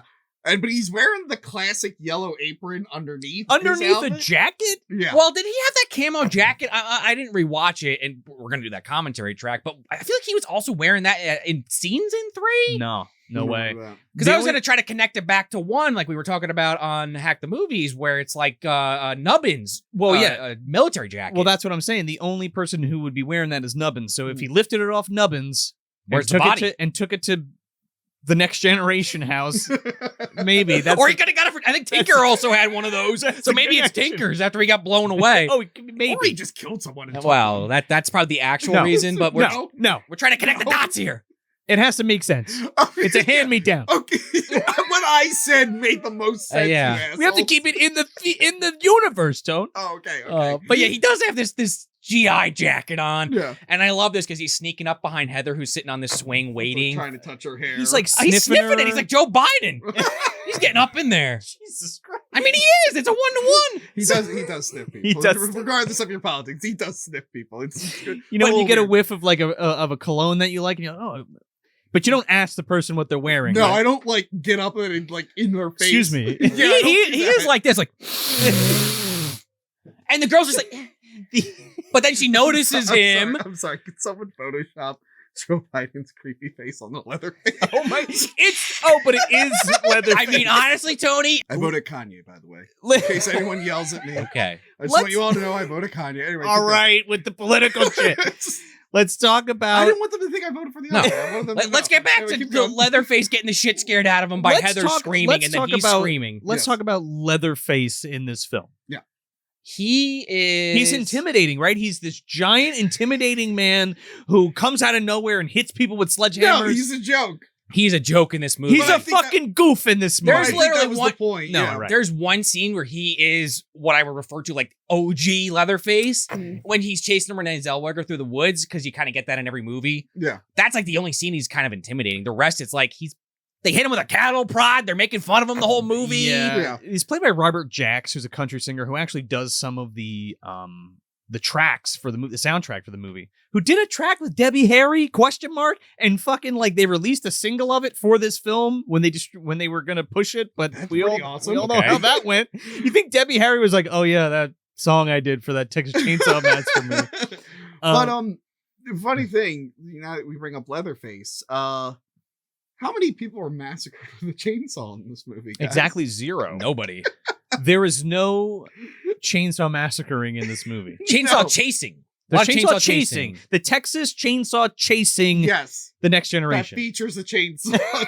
It's more like the curb stomping Next Generation, because that's really the most iconic kill, I would argue. Yeah. So this is the scene where he's grabbing like Heather and chasing her He through the house. grabs Heather and he like puts her in a fucking a cooler, and then she just pops out because it's not locked. which is a fun callback to like one of the earlier movies, but then like it's so stupid and goofy. Yeah. And he takes her out and then he like puts like a fucking engine block Yeah. on it or some Well, shit. this Leatherface is smarter from Texas Chainsaw 3D Leatherface, who has the chick from Malcolm in the Middle in the freezer. Granted, she's Oh, KO'd. yeah. She can't get out, but when she finally does, she gets blown away by the police officer. That's a great But scene. yeah, apparently it was like they did that on purpose to make Leatherface like super ineffective. To again comment like these slashers aren't really scary No. anymore. Yeah. They're kind of becoming jokes. Well, says Kim Henkel, right? I mean, Freddy did dress up like a superhero in one True. of them. Yeah, the one that you were just talking about that I can't stand. Yeah. Uh, No. The Was that superhero 5? one's in 5. Oh, was it yeah. 5? Oh, excuse me. Which is also not very good. It's And, better than Freddy's Dead. And then you got Jason. The worst Nightmare on Elm Street movie coming to Hack the Movies. You got Jason just walking around Vancouver pretending it's New York, and Well, Michael Myers is, I don't know, with a Colt or something. He's making fun of like these characters are kind of real quick. sure. I don't want to get on too much of a side tangent because we've got a lot of movies still to talk. Hmm. I don't know who you were. There was a few people in the comments of that Texas Chainsaw episode on YouTube over on Hack the Movies. Go check it out. YouTube/Hack the Movies. That were very confused that Joe kept complaining about Halloween 4. No, obviously he's talking about 5. You want to clarify that for the people watching, Joe? I hate 4 and 5. And the whole Thorn trilogy sucks. I'm sorry. If you like it, you're allowed to like it, but I hate it. Go back and listen to that Halloween 6 episode, and I'll tell you the full breakdown of that, but I do not like 4 or 5. No, I don't like Halloween. Fuck Michael Myers. No, I'm kidding. That's fine. Favorite movies. I hate Michael Myers. I hate Scream. I agree with you. Like when I was like a teenager, I'd rather watch those movies. But as an Yeah. adult, I'm like, yeah, I'd rather watch this than the you know, Thorn yeah. trilogy. I'd rather watch Yeah. Next Generation than Halloween 4, but Yeah. I'd rather watch Leprechaun 4 than This or Halloween. Oh, well, obviously. We're all in agreement there. Yeah, I don't even really like that movie, and I would agree. All right, we're not in agreement with that. No. That movie's great. I- Anyway. I don't want to keep saying go listen to the old episode, but I have opinions. Go back. It's okay. We're new to this I know. video YouTube thing. We Yes. can say shit like that. Yes. Go This is- watch the or This listen is- to the other This stuff. is Movie Dumpster 2.0. Hopefully it does better than NXT 2.0. But That is a black cloud you just put over this podcast. That's it. We're shunned. Just to get back to the damn movie, Yeah. Barry gets taken out here yeah. because he's wandering around in the back. Oh well, actually, you're right. We get introduced to W.E. WE's here, and he's always quoting He's some quoting famous. like famous literary Yeah. people. And he's like Ulysses S. Grant. I drew a line in the sand. well, famous literary people and former presidents. Yeah, and yes. jails. He quotes Billy Shakespeare. I forget who else he does. All I forget war too. is fun and games or some shit he says at one point. All is fair. Oh, who the fuck all's- care? yeah. It's like a goof because it's like they're not just some dumb shit backwater hillbillies. He's actually intelligent. They're a little educated. Yeah. Which right after he does that, Barry runs in the house and locks W.E. out, and he's like, I "I thought that got was you." funny. He's like, you idiot. Yeah, I gotta take a piss. You're an idiot, dude. But And then he's like looking for his girlfriend. He's like, yeah, I locked him out. You should have saw me. He's taking a piss in the bathroom. He's like, "Yeah, Heather, I think you're in here. I locked him out. You should have saw me." As he's pissing, and then sees the fucking dissolve. He sees fucking Paul Allen dissolving in the bathtub behind him. You see that this house. This is again. I get this is not 1994 originally. They It's didn't have supposed all, to be oblivious. I know, but like, have you seen Hills Have Eyes? Have you seen any of these movies that have shown this like in a way where it's like, hey, oh fuck, this looks like bad news bears. Get me out of here. No, he doesn't see any of that, and that's why Leatherface just surprises him with his pants down. And unfortunately, Leatherface is not a one hitter, guys. Yeah. Not like Grandpa. No. Not like Grandpa. No. What? I never got like the whole killers that leave the bodies in the bathtub. It's like, don't you want to use the bathtub? I get it if it's like a Breaking Bad situation where they're trying to like Well, dissolve the that's a body. different situation. But I'm thinking of, These like- people aren't taking I'm baths, thinking of, like Tony. Buffalo Bill. You find out like the old lady whose house he took, he's got her dissolving in the bathtub. It's like, why do you want to use that bathtub? He's also not taking a bath or a shower. Or he goes in the back and he just I guess he uses the bathtub upstairs, but why even have a bathtub downstairs? Why? To dissolve a body. I was gonna say maybe he goes in the back and he just has his next victim like spray him down and be like, yeah, you're gonna go in a hole in a bit. Can you wash me off first though, please? I smell. I just think Just put your fucking I lotion just on. think it's a waste of a bathtub. I agree. And I think agree with you. they- It's a beautiful clawfoot bathtub.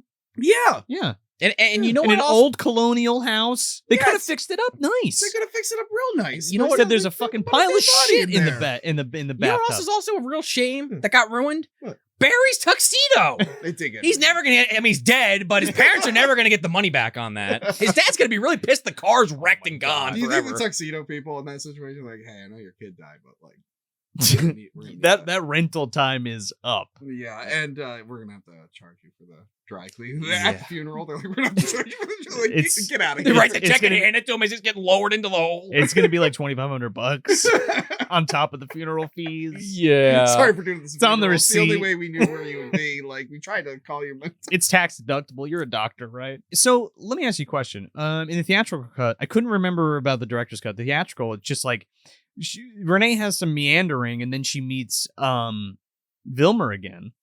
Yeah. But it's so quick. It's just like, I'm on the road. Here's Vilmer. He's picking me up now or something. Get in the fucking car. Yeah, it's like super quick. Yeah.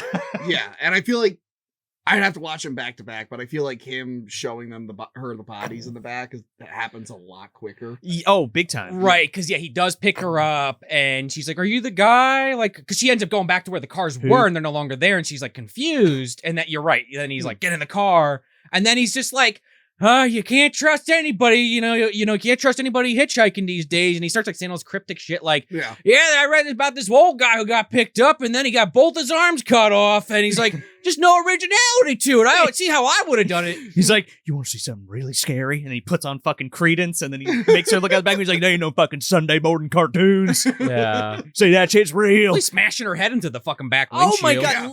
Okay. She gets the shit beat out. Not as much as Heather. Heather No, gets no. the shit beat out of her, but yeah. McConaughey's a fucking animal in this Yeah. movie, and he is He's giving it all he's manhandling. got. Yeah, but he's manhandling Renee Zellweger. I mean, a at one lot. point he's like, into her mouth. Dude, he sticks his fucking He fingers in her slaps He mouth, spits food on her. He spits on her, and I get it, like that's the character or whatever. But he's like, when he's actually grabbing her, when he shoves his fingers into her mouth, it's like disturbing. I don't know how, again, very low budget. I even think Renee Zellweger even said in an interview I was reading that she's surprised they got away with some of the stuff they did. It felt like it wasn't even legal. Yeah, we'll get to something else. I'm later. sure she was fine. I'm sure that's something they talked about beforehand. I'm gonna stick my fucking fingers in your mouth, and you're gonna love it. I hope that was something that was talked about beforehand. Renee, I'm gonna choke you, right? Then I'm gonna stick my fucking fingers in your mouth. Right, like and then I'm gonna scream that? in your fucking ear and blow your goddamn eardrum. Does that sound good? Yeah, as long as they talk about it ahead of time. So, like, she gets out of the car, she, like, falls out of the side, and he's laughing because he knows, like, Leatherface is coming. Yeah. And, you know, of course, Leatherface chases her through the fucking woods. And then it's like the first one, whatever. And the second one. And the third one. And the third one. You need a chase scene. I know. You need a chase scene for the trailer to let people know it's a Leatherface chasing people. I will say, again, my recollection's a little fuzzy because we watched all these recently back to back, but it reminded me of the first one. I thought it was kind of effective. It's fine. This is a weird scene because they get back to she gets to the house. She gets into the house. She runs up this she slams the door. He chainsaws through it just like the original. She runs up the stairs and finds all the dead people in this movie are just people in makeup. It's not corpses. It's like people. It's like a mannequin. Yeah, she finds a cop. It reminds me of Blue Velvet when they have when they have the cops like strung up, like, half dead. Oh yeah, yeah. There's just the sheriff there, and he's just like sitting there, like not even fully still. Like, he's blue. He looks like one of the shitty zombies from Dawn of the Dead, where they have like just the blue skin. Well, and of course they have Grandpa in there, and if you're not like paying attention, you don't realize it's him right away. He's just sitting there, eyes shut, because again, it just looks like fucking corpse makeup on him. Whatever. Bad corpse. Well, we have to get the stereotypical at this point in the series jump out the second story window. She jumps out the window. There's a struggle on the roof. Leatherface climbing up an antenna at one point. Yeah, she's like one of the gremlins on top of the fucking Futterman's house. I like that actually. It is kind of cool. And then she falls through the greenhouse, right? Yeah. Is that cut out of the theatrical version? No, it's in the theatrical. It's in the yeah. Is it longer? It might be longer in the director's cut. I know. I was dog sitting while watching this, and I might have had to have gotten up to let the dogs out. How dare you? I'm sorry. And I watched the two versions like 2 weeks ago. So I'm sorry if I'm getting things wrong. You're totally good. I'm sorry I don't have an encyclopedic knowledge of all the different cuts. I'm doing my best. You're trying. You're totally fine. Also, she gets away. Again. And then meets up with Darla. And guess what? She's part of the family. Spoilers! Yeah. Also, at this point, credit to 3, which I hate. It was kind of interesting to see that the creepy gas station guy was not related to the family. Yeah. Well, he was just a different crazy fucking guy. Alfredo, man. Yeah. Oh, he's just a different crazy guy. He's French Stewart. Related to the family. Yeah. French Stewart. I guess so. And they just like adopted him. Yeah. That's why he's the fucking. No, I don't even think he had anything to do with the family. He's just a different crazy guy. No, he's a fucking guy who's got to fucking throw out the garbage. The family's garbage. They was fucking. Never mind. I take it back. Fuck 3. Anyway, they was let me go out in the middle of the woods and dump fucking bodies in a hole. Well, no, not fucking. He always said motherfucker. That was his thing. He was saying motherfucker. So yes, she gets captured, and they go back to the No, they don't even go back. They go to get pizza first. Go to get pizza. Yeah, because that's the thing in this movie. Like, they're not eating bodies, but they're still getting pepperoni pizza. One large vegetarian, please. Yeah, but this it's very funny. But no, this scene is interesting because she's making sounds, and she opens up the trunk, and the cops are behind her talking about like what food they want. Yeah. And she's like, I'll make a hole in your bag as long as you don't scream. And then Renee's like, okay, not knowing the cops are right. I know. And the cop is like walking past as they're shutting the door. And I thought that was funny. What you got in there? And he's just like, oh, you don't even want to Don't even look. Yeah. She plays up the sex appeal for sure. Big time. I love that though, because it straddles that line. I think, it's just the dark comedy and like this is a tense situation, but they're playing it for laughs. It's also a totally different take because it's like, here's this attractive woman who's well kept. You know what I mean? She's not some like backwoods hillbilly that's like covered in sweat and food stains. It's definitely a spin on that character for sure. I mean, she's the Drayton Sawyer of it. Yeah. Well, even Drayton Sawyer, you're like, if someone said, "Oh, he's a bad guy," he'd be like, "All right, he's a bad guy." Kind of saw that Don't coming, eat the chili. I do love that the name of the pizza place, and I'm assuming that it was just called this, but it's called Bud's, and I'm like, all right, it's not quite Bubba. but it's close. I kind of like that. I don't know if that was intentional or not. Yeah. I like that. But I do like that stressful thing of like, oh wow, they could have just they coulda- she yeah. was almost safe. Well, even the drive-through guy's like, oh, something's making noise in your trunk. What do you got out there? She's like, you want to come see it? He's like, I might get in trouble. Like, oh man, this is rough. But she's doing it in like a seductive way. Yeah. Like, I'll blow you in the back seat or I like something. how she's just being honest. Reminds me of Sleepaway Camp 2. Oh yeah. Oh, What's in there? Dead teenagers' brains. What did you use for the brains? Dead teenagers' brains. Shit, that might be one we have to do because I like that movie, but it is such a departure from that first one. It's like Yeah. hard to wrap your head around on a first Hey, viewing. Bruce Springsteen's sister got paid. Yeah, twice. She was in the third one too. Born in the USA. So then they get back to the house, and somewhere in between all of this, Heather got stuck on the meat hook and has gotten off the meat hook Yeah, and is she- now escaping. Yeah, she gets on it and off it. In the theatrical cut, they don't show her get off. They the hook. don't. And then she's just in the middle of the road, and Darla pulls up on her, and she's like, "How did you get out?" She hits Yeah. her with a She's bops her with a trying to stick. kill her with the stick. She's like, "Stop hitting me." She's like, "Nah." I think there's a sign Don't move. somewhere out there that says, anyone that doesn't want to get killed, go down this dirt path. Oh, okay. Because, the boyfriend, Are you Sean, in the serious? beginning, Oh, now I her. wouldn't be surprised if there was. So they... That's like a scary movie joke. Where Yeah. It's like live, die, and they run. Exactly. But yeah. She leaves her there. She's like, I'll get W.E. to pick her ass up. So they bring Renee Zellweger in, and then we finally get them all together. Yeah. And we find out that because W.E. comes in and he's like, "Look what your brother did to the door." So Leatherface is one of at least Vilmer's brother. And obviously a direct callback to that Yeah, first well, one. yeah. Line for line. Maybe it's just like a Doesn't work well in this one. like a symbolic brother. Oh, like- like a brother in arms? Yeah, I mean, Oh, like a Masonic brother? yeah, like when you were watching wrestling as a kid and Hulk Hogan said brother, were you like, oh my god, like I'm related to Hulk Hogan. why does he never come at Christmas? Because he's not really your brother. It's like a symbolic. I mean, with It's this an movie, Illuminati plot. I mean, for this movie, I could kind of go either way. Like, You've been maybe going around years, be like, Hulk Hogan's my brother. He said so. I mean, I have He that. told me. I got that Hulkamania shirt. What else would it really tell you? Obviously, that means we're He family. sent this to me. But yeah, we get them all together, like you're saying, and it's not looking too good for Heather. This is the thing too. Like, well, now we take Renee Zellweger out of the bag. It's like, you can't fucking believe this, can you? Nobody can fucking believe this because this is the Texas Chainsaw Massacre, the next generation. He should have just said that. That Oh would've been my really god! funny. They might as well go full ham on it. But He this is should where be like, well, no one was massacred with the chainsaw yet. I didn't even see a chain. Well, There maybe was- yeah. Got hit with a sledgehammer. That was it. And Like, somebody the most run over. damage the chainsaw's done is to your antenna. You won't be able to watch Letterman tonight, but Oh. okay. Oh, you fucked it up. But he damaged that door. Yeah, he broke the door. So yeah, this is when he sticks his fingers in his mouth and does all this shit, and then he fucking Oswald Cobblepots this and Heather on the ground because the W.E. like drags her in, and he's like, "Oh, I'm in the mood for love," and he fucking bites this woman's nose. Yeah. Yeah, and she's already got a scar from the car crash, and she's already been through some Again, mark in her back Heather's- from a meat hook. I just Heather is more tortured than what's her face. All because she's a Justine in Mary Shelley's Frankenstein. Oh man. Both characters, I'm like, please just let them Listen, die. at least They're so- Justine was tragic. Yeah. This character just sucks and has a raw deal. Yeah, and she, she is a self-proclaimed bitch, so maybe she had it coming. I don't know. They're just I mean, their tragedy is just so They fucking put drawn fucking out. gasoline on this woman who's conked out on the ground and light her on fire for fun. And she starts running down. And Matthew McConaughey says, "Oh, watch her run! Oh!" While Renee's like, "Please stop!" It's like, holy shit!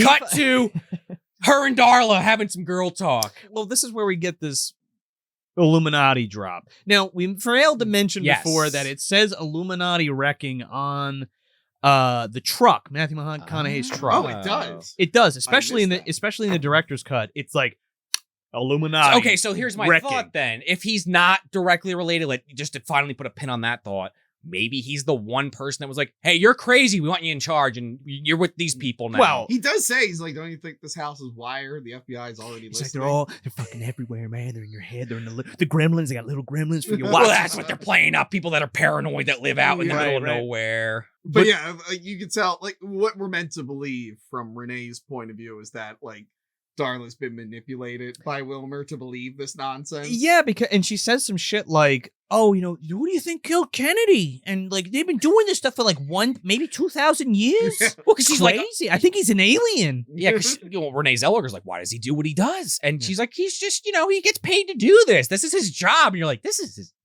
Back up a second. What his job? I kind of like that idea. It's, on If paper. we're gonna go crazy with it, I'm like, oh yeah, because then you're thinking of like, why would the Illuminati want just some hicks to kill people in the woods? And you find out later it's like a martyrs kind of situation, Yeah. I guess. Well, yeah. So McConaughey comes in and he's being cryptic as fuck. And he's like, why do you think I let you live?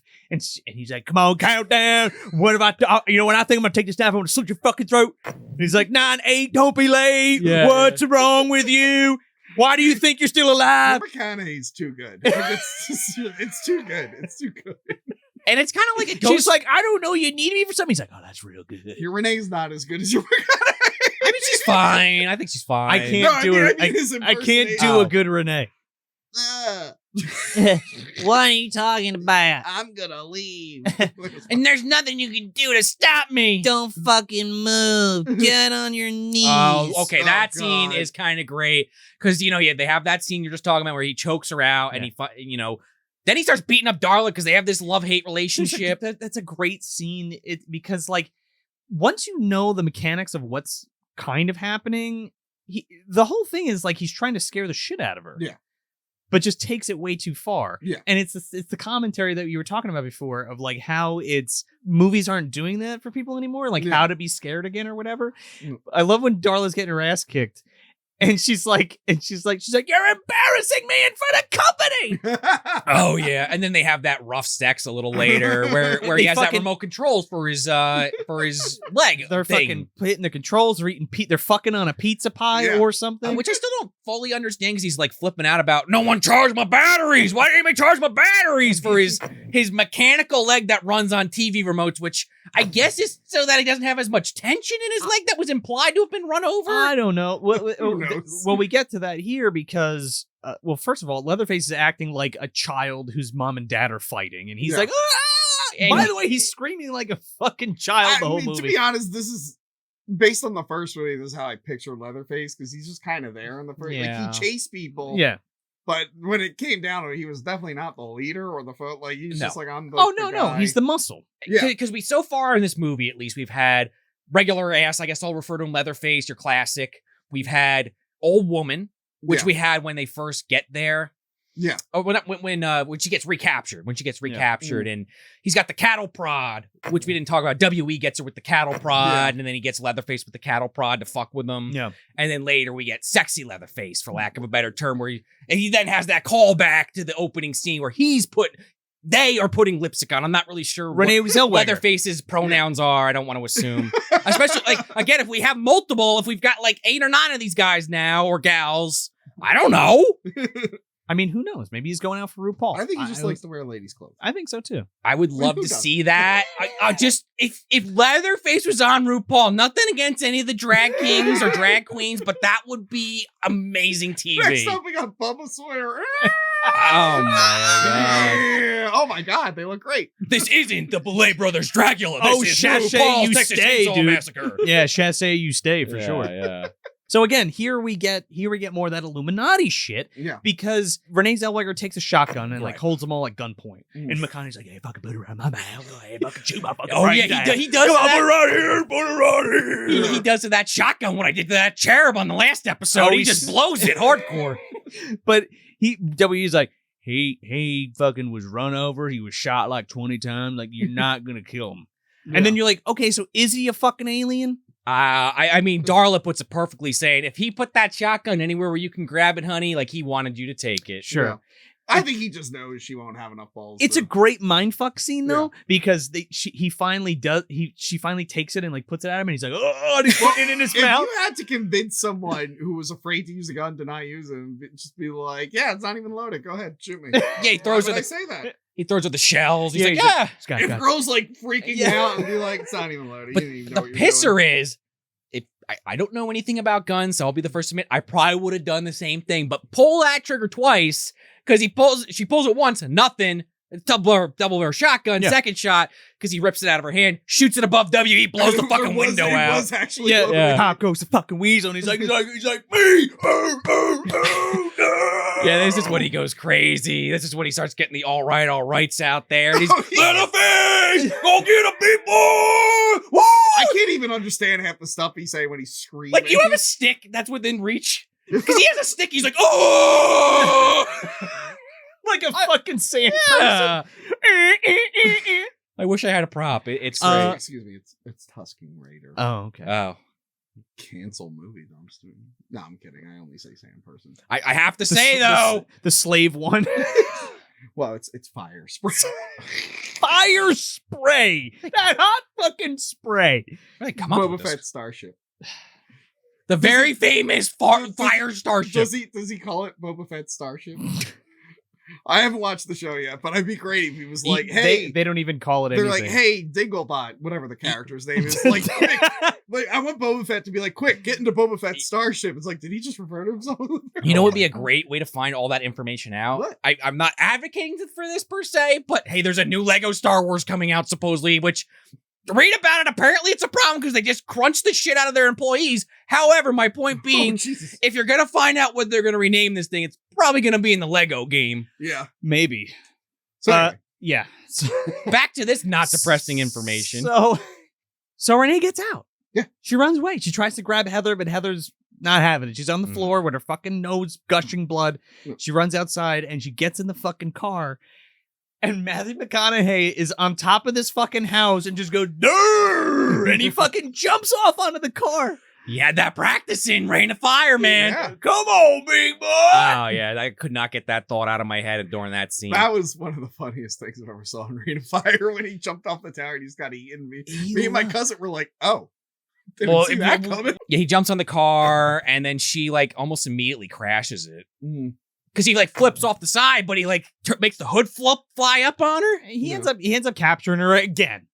Yeah. Why Why brings her back even- into the house? like- Then we have that pizza fuck scene where she's like doing the things. Yeah. And then we finally get to our Texas Chainsaw Massacre, the Next Generation TM dinner scene. You're right. Yes. All right. He does say. Welcome to my fucking party now. And- Y'all ready to get fucking Yeah. crazy? And there's just a dead family of tourists. Just Yeah. They're with Grandpa, as we find out. Oh, Yeah. fucking Grandpa Munster's there. He's like got his eyes closed and like you're this supposed old to, man You're is. supposed to assume that he is also dead with them. He takes playing a up piece of that trope. pizza. No, he takes a knife. He gets up and Yeah, he leaves with a knife for sure. Oh, I thought he leaves with a slice of he pizza. grabs a so knife. everything is going on. What is it? WE is talking to Grandpa. And again, if you haven't seen the other movies, you might be like, "Oh, that guy's dead." Yeah. Not expecting the surprise. Or if you saw Texas Chainsaw 3, you're like, "Well, that's clearly not Grandpa." Is it though? But yeah, during this scene, there's just one cut of Grandpa just being like, "No." He just gets up and walks out of the movie. He's had enough of it. Well- He picks up a knife and just walks out of the movie. Because they're fighting and getting into it, and that's when the Illuminati guy walks in and starts explaining himself, and that's when Grandpa's like, "All right, I've heard enough," and leaves. Just like most of the people in the theater did, they got up and walked out of the theater. This is such But yeah, a weird plot point. Darla tells Renee, she's like, "I gotta do what he says. He's got a thing in my head and it'll blow up." Yeah. Renee's like, "Yeah."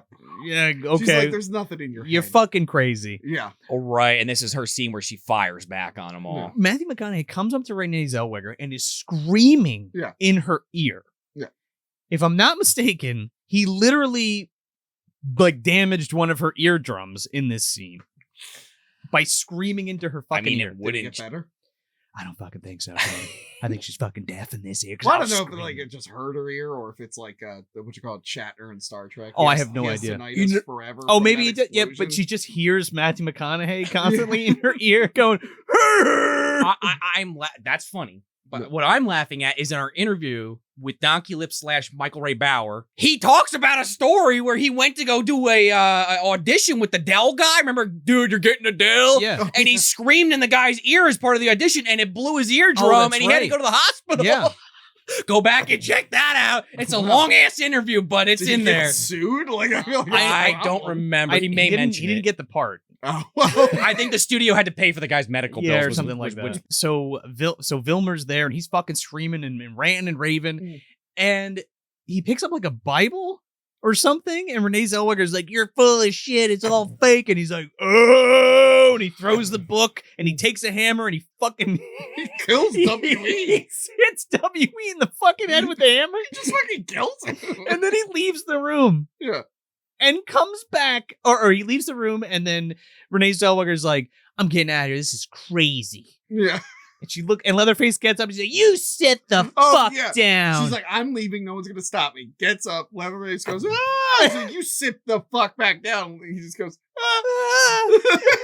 It's one of the funniest fucking scenes in the whole franchise. McConaughey comes back in like fucking Mr. Blonde, and he's just dumping gas all over Heather. Yeah, this is where he lights We're on fire. gonna have the fucking barbecue. Burn! And then is this where the Illuminati, yes, Rothman, and then the Illuminati show up? Mr. Rothman? Yes. This French guy with this horrible fucking haircut comes in. I was gonna say his hair is real upsetting. He always sounds like he's got to clear his throat, and it drives me insane. I think he does a good performance. No, I think he's good, but I'm just saying. Well, he comes in. Yeah. He's in a suit and everything. And this is the one time in the movie Matthew McConaughey seems a little nervous. Yeah. He's like, what are you doing here? They're like, we don't need to tell you. And he's like, no.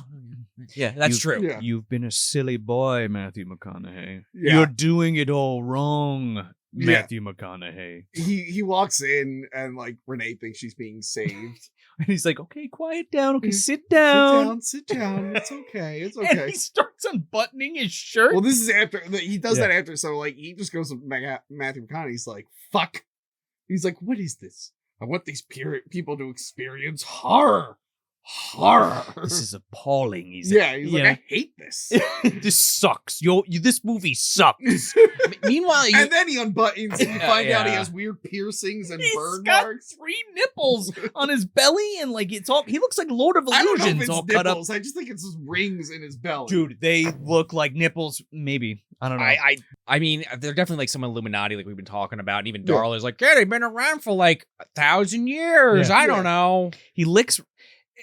So that part's disgusting. This is where it all starts to make sense. So like Matthew McConaughey's been going, he's like, I'm fucking crazy. I fucking light people on fire. Is that scary? Yeah. And this guy, all he does is go up to her and lick her face, and she goes insane. Yes. I mean, repeatedly, by the way. But like it's that thing of like being terrified of the unknown rather than being shown everything. Yeah. Sure. I think that's what they're going for, at least. Yeah, because you're like, what is this guy? I don't understand this guy. It's confusing. It's terrifying. Yeah. What's his motive? You know what I mean? Meanwhile, the rest of the movie's like, look, he's got a chainsaw. Yeah. Oh, he's gonna run you over. Oh, he's fucking crazy. He's a robot leg. He's crazy. Because that was one of the things, the original Texas Chainsaw was like, why are they doing this? I know they're eating people, but why are they doing all the other stuff? It's like, what is the purpose of this? It's also the detriment of like the town and stuff like that, which makes sense. Yeah. But yeah, it's In nice the to context. it's nice to have a little bit of mystery here. Mm-hmm. Yeah, and I guess that's what this is, because It's the most memorable thing for me. Yeah. Like, besides sit the fuck back down. But yeah, even as a kid, I'm like, this is like a big like thing they're dropping on me here. And I'm not sure I get all of it, but I'm remembering it. I'll never forget it. It's a complete 180. Yeah. And it turns the whole movie on its head. It's like the movie takes a break. Like the main bad guy who's been larger than life is like reduced to talking. shit. Yeah. He's like, he's silent for once. Yes. Yeah. And he's completely just like being reprimanded like he's a child. Yeah. And he's just like, whatever, fuck you, I'll do it my way if I want it. Which makes me think, like, does he have a thing in his head that could blow him up? Because he says to Darla, he's like, while you're with him, I'll never know. She's like, you know damn well while I'm here. She probably has a thing in her head. It's a joke that we play because I'll kill them if I want to. So then that guy leaves, and then McConaughey immediately is like, all right, now I can take this into overdrive. Oh, man. Darla tries to first argue with them, and then he like backhands the shit out of her. Yeah. And then he's like, goes right up to Heather, who's now KO'd after being, let's go down the line again, in a car crash. Getting stuck on a meat hook. Yes. Getting bopped with a stick. Dragged back in, lit on fire. Nose bitten off. Nose bitten off. And now head fucking caved in by a robotic leg. It's a really good scene. Like he just like quiet, like you could see just the rage on his face, and he's so upset. He's so upset he can't do anything to that guy, right? Yeah. So he goes over, kind of taking out on her. Like when your dad yells at you when you're a kid, and you want to be like, "Oh fuck yourself," but you know you get the fucking backhand. Or like when my mom would get mad at my sister for losing a basketball game, and then start yelling at me for no reason. Like siblings. Like, what did I do? What the fuck did I do? It's taking it on you. And you're doing bad in school. I'm like, yeah, it's not new. Why are you yelling at me now? Yeah, in there. So he steps on this woman's head and like uses his little remote and crushes her fucking dome. Yeah. We don't see it, You don't see it. which is better. I mean, I'm kind of okay with this one. Yeah. Not seeing it. You get it. There are movies where you can see it, and movies where you don't. It depends on the movie. I think it's more I effective. think it for works this. here. It works here because of the emotion that's kind of running through the scene and Matthew McConaughey in this. And Renee Zellweger, to be perfectly honest, because it's her friend being killed right in front of her, Well, and she's yeah. trying to stop it, and there's no way in hell And she's that- stopping it. It's egregious, but it's also the whole point is to scare Renee Zellweger. Oh, yeah. That's why they don't kill her the whole time. Because it's part of the plan or some shit, like some cabin in the woods bullshit. Yeah. Yeah. The fear juice or some shit keeps Yeah. them young. So then she escapes for a third time or a fourth time. Fourth time. And this is where McConaughey comes out with his fuck. Oh wait, before that, she like fucks with the remote, and Right. because he's like chasing her, and Yeah. there's like a remote control war. I'll still say that's one of the dumbest plot devices in a movie I've ever seen. It's But pretty it's kind of funny in its own way because it's Yeah. been fucking played up the whole movie. Why don't they ever do that to like? I was always thinking like Darth Vader. Why don't they ever just like push his button? Or why don't they just fucking light off like an EMP next to him, right? And he just oh, Or just any robot, just like janking. Yeah. Like Terminators, they're so indestructible. It's like they have wires, just explode. Yank. do they have? Do Terminators have insulation for EMPs? I don't know. Depends on the movie, probably. Yeah. I'm sure T2 did. Get back to us on that one. Yeah, who cares? And back to McConaughey on the porch. On fucking Leatherface's with his leg. effect. Come on, Leatherface! He's like Get screaming that into the. bitch! He's like, he comes outside and goes, Vilma, dang, get that bitch. He's hyping himself. Yeah. Like he screams his own name. Meanwhile, Leatherface is running. And Leatherface is like, a all right, I guess Like, so. "Ah!" Yeah. Do I have to? I love. So yeah, he's chasing her. She gets into the Winnebago with the old people. That's such a great scene. Yeah, but I love. They're making Bloody Marys. Yeah, I love that. Like she gets in the thing and Leatherface is running and it gets behind, and then like I forget if the director's cut is different, but like a theatrical cut, like the next shot is like Leatherface is already in Vilmer's car, Yeah. going up next to him. No, like, it's just like that. it's a theatrical cut. Okay, yeah, I'm like Because- that was really quick. She's like, oh, somebody's running around outside of the Winnebago with a chainsaw. Get her in here. And he's like, oh, don't spill my drink or whatever. Mr. Spivey. Yeah. Oh my Want a God. Bloody Mary, Mr. Spivey? At first, she's like, don't pull over while this woman's getting chased. Then Yeah. she's like the one opening the Yeah, fucking door. agreed.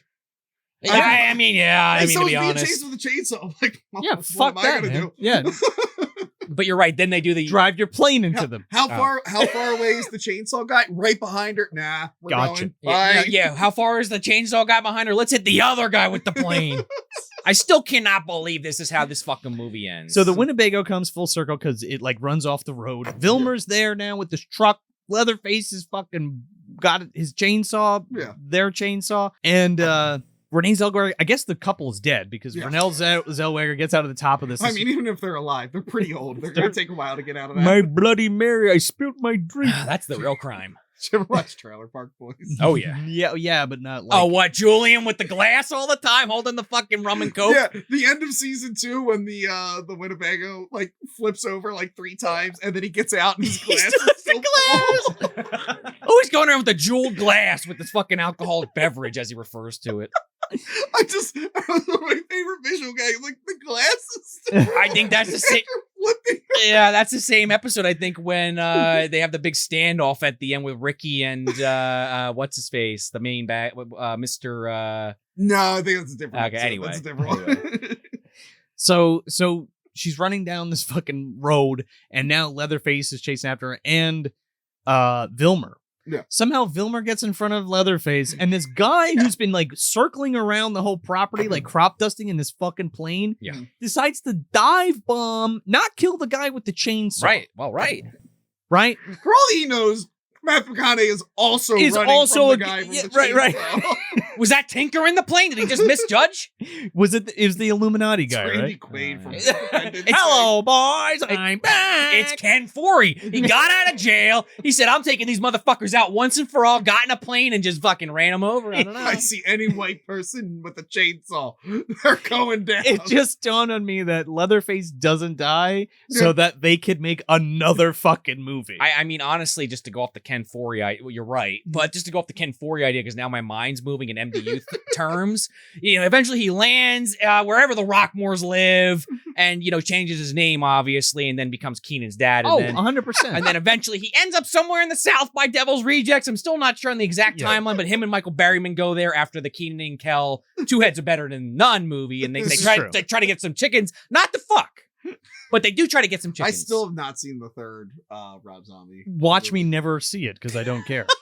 I mean, I'm kind of there for Bill Moseley, but I'm also like kind of good. Yeah, I want to see because I really loved the first two as kids. I don't really like it now, I'm interested to see what they do. I think that first movie is the best thing that Rob Zombie's ever done. I definitely like Devil's Rejects more, but I just Captain Spaulding Devil's is so Rejects. good. I'm sorry. Yeah, I was gonna say I totally blocked House of a Thousand Corpses out of my mind. Yeah, they the are second. so like different. They're like it's like the opposite of even though the first movie is kind of Texas Chainsaw. It's fucking Texas Chainsaw. But it's kind of like the opposite, where like the first one was the crazy, insane one, and the second one's just a little bit more straightforward. I like Devil's Rejects. I think it's fine. But it's just funny how Texas Chainsaw was like the gritty, realistic one, then got crazy. Yeah. House of Thousand Corpses, we're gonna start crazy with Dr. Satan and the skunk ape and yeah. all this other, and a zombie man, and then the next one's like, oh, it's just regular killers. I mean, they around. literally have a grandpa character in that movie. Yeah. He's great in that though. But yeah, Matthew McConaughey's taken out, and then, we hit His your ride. blood is like purplish. Kinda. I don't know, maybe it was my TV, but I'm like, is this blood purple? It looked maybe it's purple. that the fuel coming out of the leg Maybe. device. Oh, I don't yeah, know. the fucking hydraulic fluid, maybe. Or maybe it was an alien. I think he's an alien. Could be. I mean, again, make another X-Files reference for anyone that's been following us on the live shows lately. I'm deep into it. I think we might even have actually talked about it earlier. It might have been off air. We might have to do the X-Files movie at some point. Well, if we don't do it on your show, it's happening on this one. Oh, I fucked up, by the way. I Want to Believe is the first movie. No, it's not. It's the second one. No, it's the second one. Is it? The first one's just called X-Files. I thought it was called... The tagline was called Fight the Future. And Fight the sometimes Future. they refer to the movie as Fight the Future. Sorry. But officially, it's just X-Files the movie. But Excuse me. I meant to say Fight the Future, Sure. not that. I Want to Believe it's the second. Yes. I want to believe you. I'm ready Oh, to believe you yeah. about what you're going to say. Well, I like the other tagline, Trust No One. I trust neither of you. There's Isn't a that lot. the thing? There's a lot more taglines when you're watching the show. They change it up a lot. Nothing important happened today. That's another one. Yeah. just to finish that thought before I totally lose it. He could be one of the colonists, like one of the gray aliens that can change their face into Shao Kahn and all that. So yeah, she gets picked up by the Illuminati. Yeah. And he's like, oh, you survived. I never wanted this to go this way or something. He's like, it's supposed to be a spiritual experience. Yeah, you're not supposed to die. And that's why I you're think- supposed to be a better person. I know John Kramer from the Saw movies, and he was part of the Illuminati as well. Yeah. That's why there's 8 of those films. Yeah. And that's why I joke about Martyrs a little bit earlier. If you've ever seen that movie, where like that movie's super fucked up. But at the end, the whole thing is like, oh, well, we're trying to get them to be so scared they see like what heaven is or whatever. And then, there's a twist at the end. I won't spoil it if you haven't seen it, but Near death. yeah, similar concept where it's like, oh, you were supposed to transcend this fear and then, come out a spiritual awakening. But let's drop you off at a police station or a hospital, even though the hospital is heavily implied to be someplace that's just going to sedate you for life. If I'm reading that properly. No. I think the opening crawl mentioned that Sally went catatonic. Sally's catatonic. Okay. And she's still in the hospital for whatever reason. All right. Yeah. At like another facility. I don't know why she's in that hospital, but we So- see so- Marilyn Burns So on a you can go gurney. with Sally. Oh, look, it's Marilyn Burns, And- who's uncredited in this movie. And her brother Franklin is the orderly pushing her. Look, it's Paul Partain. And he's got something in his mouth. Like A toothpick? Yeah. No, remember he had like the piece of meat in the first Oh, movie? the jerky or whatever He's got eating. something in Barbecue? his mouth. I thought he had a toothpick. It might be a too, toothpick, actually. at the beginning. I don't know. Maybe I'm wrong. Check the tape. Yeah. But yeah. But I like that he's like, would you like to go to a hospital or a police station? Which like, one? He's just gonna drop them Yeah. off. Because I guess the cops will have no way to ever find them. No, because John Dugan from the Texas Chainsaw Massacre, who plays Grandpa, Yeah. is like, hey, this happened before, Yeah. and we have no idea who's done it. So I don't know what the Illuminati gains from this, from scaring by killing one girl's friends and scaring her. Are they like Dr. Vink, or excuse me, Dr. Vink from Are You Afraid of the Dark, where he scares the shit out of people and makes his good soup with the juice? That's Oh my god! Wow. His that secret scared the ingredient shit out of me, by the way. I don't know how you just awoke in a memory I totally forgot. Like, yeah, I remember that episode. Yeah, with the v. Yeah. So were we meant to believe that Rothman, because he's like, I'm an artist. Like, all the previous Texas Chainsaws were him trying to get it right. He already did, but he knocked it out of the park the first time. He's a perfectionist. Oh. He's like, I'm gonna get better. Hey, Well, yeah, I can see he it. says some shit like, failure maybe is why we keep coming back. But now that you mention that, Sally is catatonic. Yeah, so it didn't. So he failed. Yeah, this is supposed to be a spiritual thing, and he broke her. Okay. I'm gonna get it right one day. Okay. But Are you okay, Renee Zellweger? Yeah, and I like that she just goes, "Fuck you." Yeah. I'm like, all right, well, fucked up again. I guess I missed all that right. catatonic line because I just assumed what I just said, that it's like some facility that they're putting you in. They're just filling you up with like dopamine or something and Well, they making you don't be like a floor I mean, walker. maybe the Illuminati keeps her sedated. I don't know. They don't explicitly say. No, We're sure. surmising. Yeah. I'm jumping to conclusions here. I'm trying to understand where they go next. Cut your map out. You jump to Yeah, conclusion. yeah. Obviously, Texas Chainsaw 5 follows up on all this. And we couldn't just end the movie there, guys, because then we need to have Leatherface do his chainsaw dance for like 2 seconds, Well, you got to do that. and then put the famous Yeah, put you in gotta do there, that. yeah, because It's- it's a Texas Chainsaw Massacre movie, and that needs to be there. Yeah. It's not even really the dance, though. It's like this weird thing where he's like spinning the chainsaw. I mean, I guess it kind of is. Oh, I did like Leatherface when she's getting picked up by the Illuminati. He's like, "Am I supposed to keep chasing?" Yeah. Like he just doesn't know what he's supposed to. He's like, When Filmer dies, Yeah. he holds the chainsaw and he's like, "Ah!" it's pretty funny. Was that part of Rothman's thing? It's like, well, this time Leatherface is going to be sad. I am the great architect. Now it's a Matrix fucking thing. Well, now Darla and Grandpa have to take the whole gang and find another place to haunt so they could be the next, There's the plenty of- next to the Texas Chainsaw Massacre. There's plenty of abandoned buildings in Texas, but they pick the one that Valak's in. Not Valak. Well, that's how they meet Lily I was Taylor. gonna say the nun. No. I was What gonna the say we fuck? got that Conjuring connection there. Yeah. Jan Valak from Vampires. Oh, okay, yeah. And then it yeah. comes full circle. We meet Does James Woods. Does Leatherface get a wood chainsaw? Does it get a mahogany chainsaw? Oh yeah. I don't know what it's He's cutting, like, hey, but- Leatherface, you get hard from that or what? When you rev it up? He's like, I mean, that's what I thought. Weirdly enough, that's a buddy cop movie I would pay money to see. Imagine James Woods and Leatherface like vampire hunting together. Remove Baldwin because you already have enough disgusting shit in there with him. Well, it's Vampires 3. Oh, they're going after Baldwin now. They're going for. They're looking Vampires, the next generation. The next generation. Right, 'cause they gotta Vampire Chainsaw Massacre, the next generation. Chainsaw Chase. because they don't next obviously. I generation. mean, I haven't seen the second one, but I'm assuming because it changes actors and everything, they don't actually go after Daniel Baldwin and Yeah. Laura Palmer like they said they're gonna at the end of that The- movie. Oh, yeah. The best thing about Vampires 2 was the Bon Jovi? the Triumph insult comic dog. He's in there? No. Oh. No, they did a segment where he was interviewing Bon Jovi. And they're like, "Oh, I heard you're going to be in a vampire movie." And he's like, "Yep." And he goes, "Finally, a role that requires you to suck." And that has stuck with me Oh for my. years. Like, that is a good fucking burn. All I remember from that is the cowboy guy going, "You gotta care about the fucking." Because he's watching porn or some shit. Like a character arc, like they cut out of this movie. Yes. Right. Speaking of sequels to vampire movies, we should do From Dusk Till Dawn too. Oh my god. Wait, isn't there like 3 of those? There's Yeah. three. There's three. And there's a Texas TV Blood show. Money? Yeah. Yes, the TV show's good. Is It's it? just the first season is the plot of the first movie just expanded upon.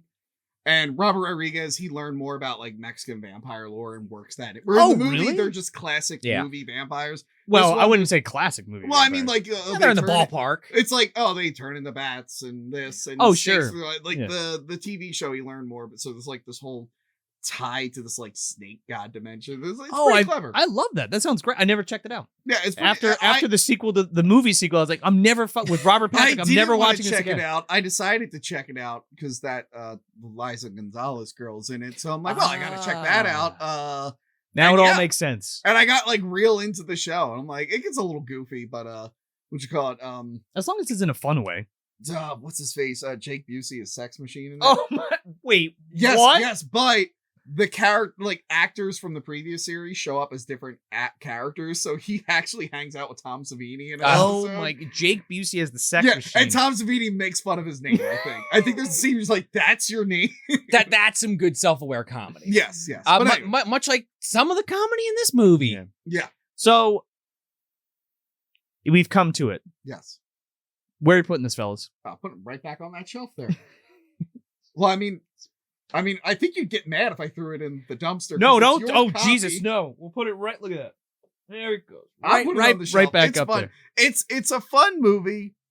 Both cuts are interesting. It's a fun movie to research about and look like about the making, and it's a fun movie to think about it. Like the whole Illuminati thing, the whole self-aware like commentary stuff. It's interesting. It's better than Leatherface is in the woods again. and now he's chasing Jessica Biel in 3D Again. Like, yeah, it's just like There's something more to this one. I don't know if the audience was ready for it yet. Ahead of its time, you would say? Yeah, probably shouldn't. If they wanted to make any kind of money, they probably shouldn't have made this version of the movie. But they were trying something. It was the 90s. You had to try stuff. You had to Fucking one up. the 90s. You had to one up yourself. You know? Right, yeah, 7-Up yours kind of Yeah, stuff. 7 Up yours. Exactly. Same to you. Same to me. Why do I 7 remember Up. that commercial so well? Because it's funny. Yeah, I don't know. I feel like you're not gonna. I don't know. It's a fun time. I think you could have a lot of fun with this movie and think about it and dissect it. Sure. Whereas you can't really, other than the first one, even the second one, it's just like, oh, it's Texas Chainsaw, but like funny and gory. And that's about it. Yeah, but this one is like, oh, there's a lot going on here. I don't know if it all works, but it's interesting. This is in the dumpster. without a doubt. I mean, but I That get it. didn't take long.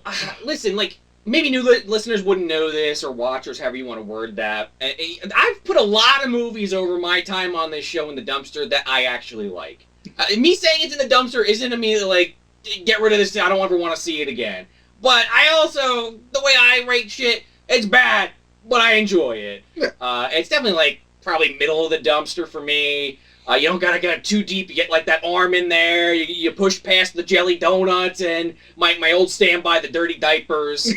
And I mean, You push Nubbins out of the way. yeah, you get that body out. You might take his jacket because it's a pretty nice jacket. Honestly, you might even go call up Leatherface, ask for a little help, have him bring the chainsaw, and obviously you want the Saw's family chainsaw when he comes, Obviously. so you can cut, or so they can cut. Again, I'm not sure. It depends on what version of Leatherface we're working with. They can cut a hole into the side of the dumpster, and I don't know, Hug a Bunch probably falls out, Monster Closet probably falls Covered in out, shit. Mortal Kombat 2021 falls out, and you know, maybe it ends up under the dumpster. Maybe no one cares anyway. But then you just place this movie in there, and you want Leatherface to fix it back up, but then Vilmer comes out and says, "Look what he did to the fucking dumpster." Oh, Vilmer survived. Okay. In this version, Okay. Again, McConaughey, he's all over the MDU. He dies and he reappears somewhere else. Yeah, this movie is a lot of fun, and I said this on the episode with you, Tony, and Joe over on Hack the Movies, that it's not one of the best movies, but it is a lot more entertaining than some of these other sequels where it's so weird. You have to watch it. Anything past 2, I'm probably gonna watch this the most. I agree. Well, I'm gonna watch Texas Chainsaw 3D probably the most. But no, like Supercut. if I'm in a mood for like a good Texas Chainsaw movie and I don't feel like watching the first, like if I don't have access to the first 2, whatever reason, I'm like, all right, I'm gonna put 4 on. Yeah. Not 3, though. Not 3. 3's a fucking. Oh, 3's a one and done. This is one you can return to. We'll get to 3. This is on the shelf for me. Yeah. Again, I'm gonna echo the sentiment of Tony, where that first one really captures everything in this series, and the second one is just a fun extension of that universe. Because he didn't want to do it. He's like, whatever, we're gonna do Texas Chainsaw again. He chases. Here you go, paycheck. Yeah. And like 3 is a nothing, and 4, the Next Generation has so much weird shit going on in there. It's a movie I've thought about on and off for like 20-something years. Yeah. Like, it's just like every once in a while, I'm like, did that happen in that movie? And it always stuck out. Like again, even with the artwork, it's always stuck out in my head.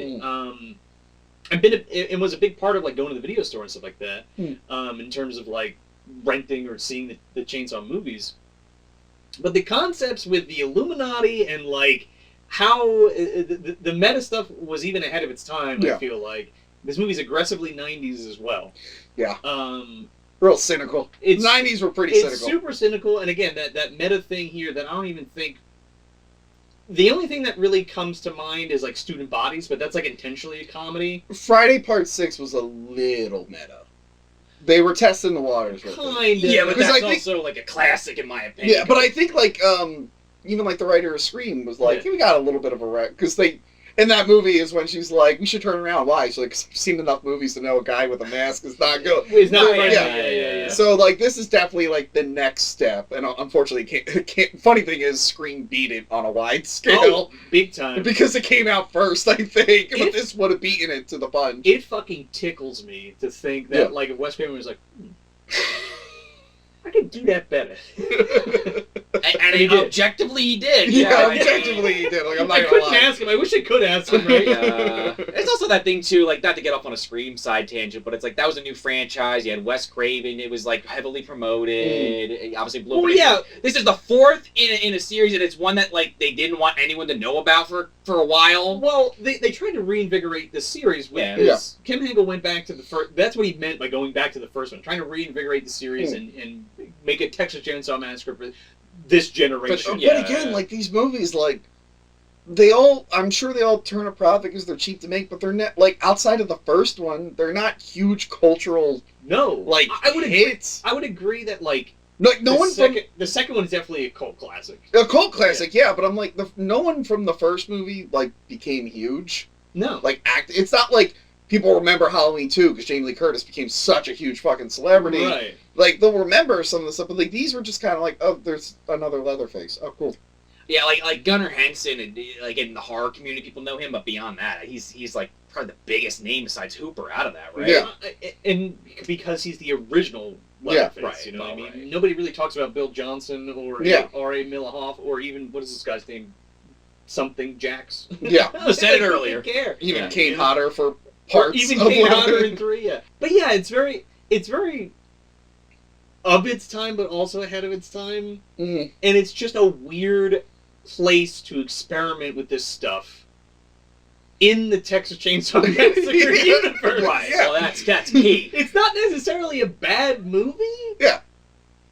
Again, the director's cut's way more coherent than the theatrical version. So either version's fine. You kind of get the point of either version. You kind of get the point, but if you can watch the director's cut, that's Scream Factory Blu-ray. But it's a sight to behold and kind of dissect, for sure.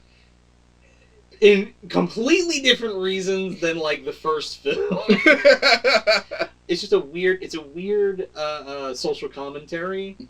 And it's fun to see baby Renee Zellweger and baby Matthew McConaughey. Matthew McConaughey's worth price of fucking admission in this movie. Yeah, his performance is great. It is good, and we were making fun of it in this episode, but because it makes me happy when I put him up there with like Arlie Ermy and the remake. 100%. Where like even if you don't really like the movie, their performance is just so good that you're like, all right, I didn't waste my time. Yeah, it's very. I mean, I'm not trying to take anything away from McConaughey at all. He's an amazing actor, but it makes me think of Nick Cage and some of those like really unhinged roles that he has. Oh sure, yeah. Similar kind of acting style. And like it's so weird to see him as like a bad, like this is like his first bad guy role too. Yeah, I mean he was super young, super fresh. We're right off Days Confused. It was just. And I'm sure it helped him prepare for The Dark Tower.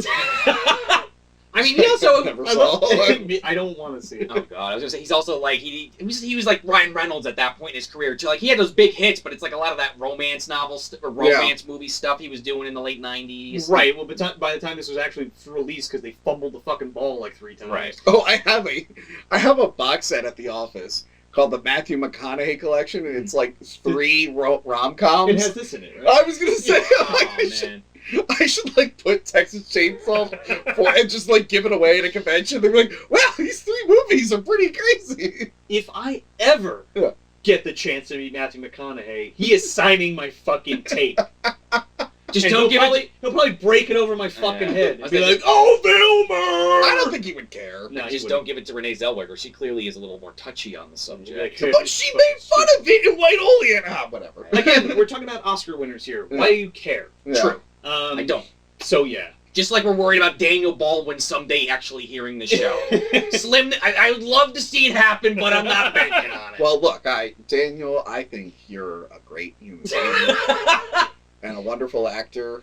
And as far as I know, you never killed anyone, so you're cool with me. He is a Baldwin now. Is that one getting cut?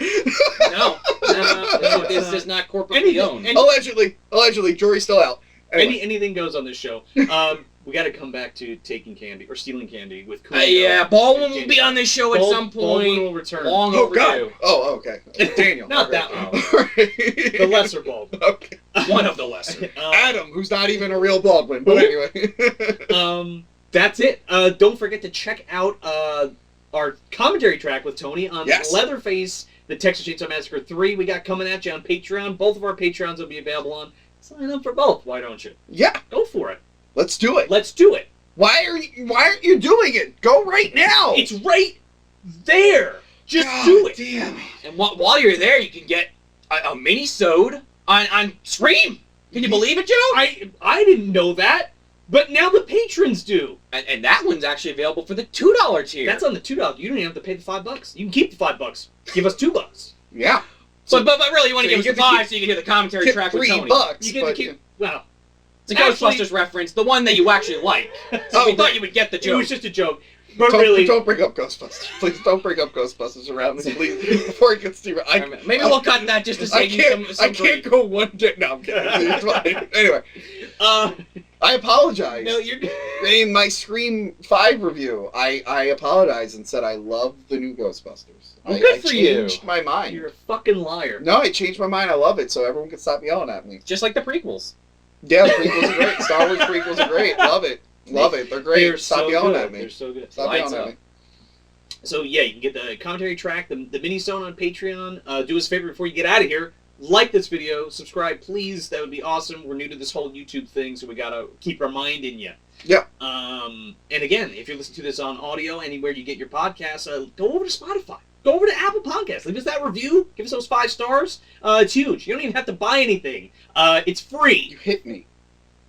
It's free. So was that. That was I was free gonna let it slide, but I thought I gave you a fresh one. like McConaughey Yeah. slapping me I'm around. gonna fucking slap you. Dear Vilmer.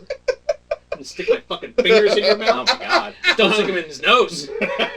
You know, you can pick your own nose and you can pick your friends, but you can't pick your friends' noses. I've heard that. I mean, you can. It's not a Three Stooges shirt my dad used to have, so it makes sense to me. Must be true. So go to moviedumpsterpodcast.com. Sign up for that Patreon. Grab yourself some merch. Support the show because we love you.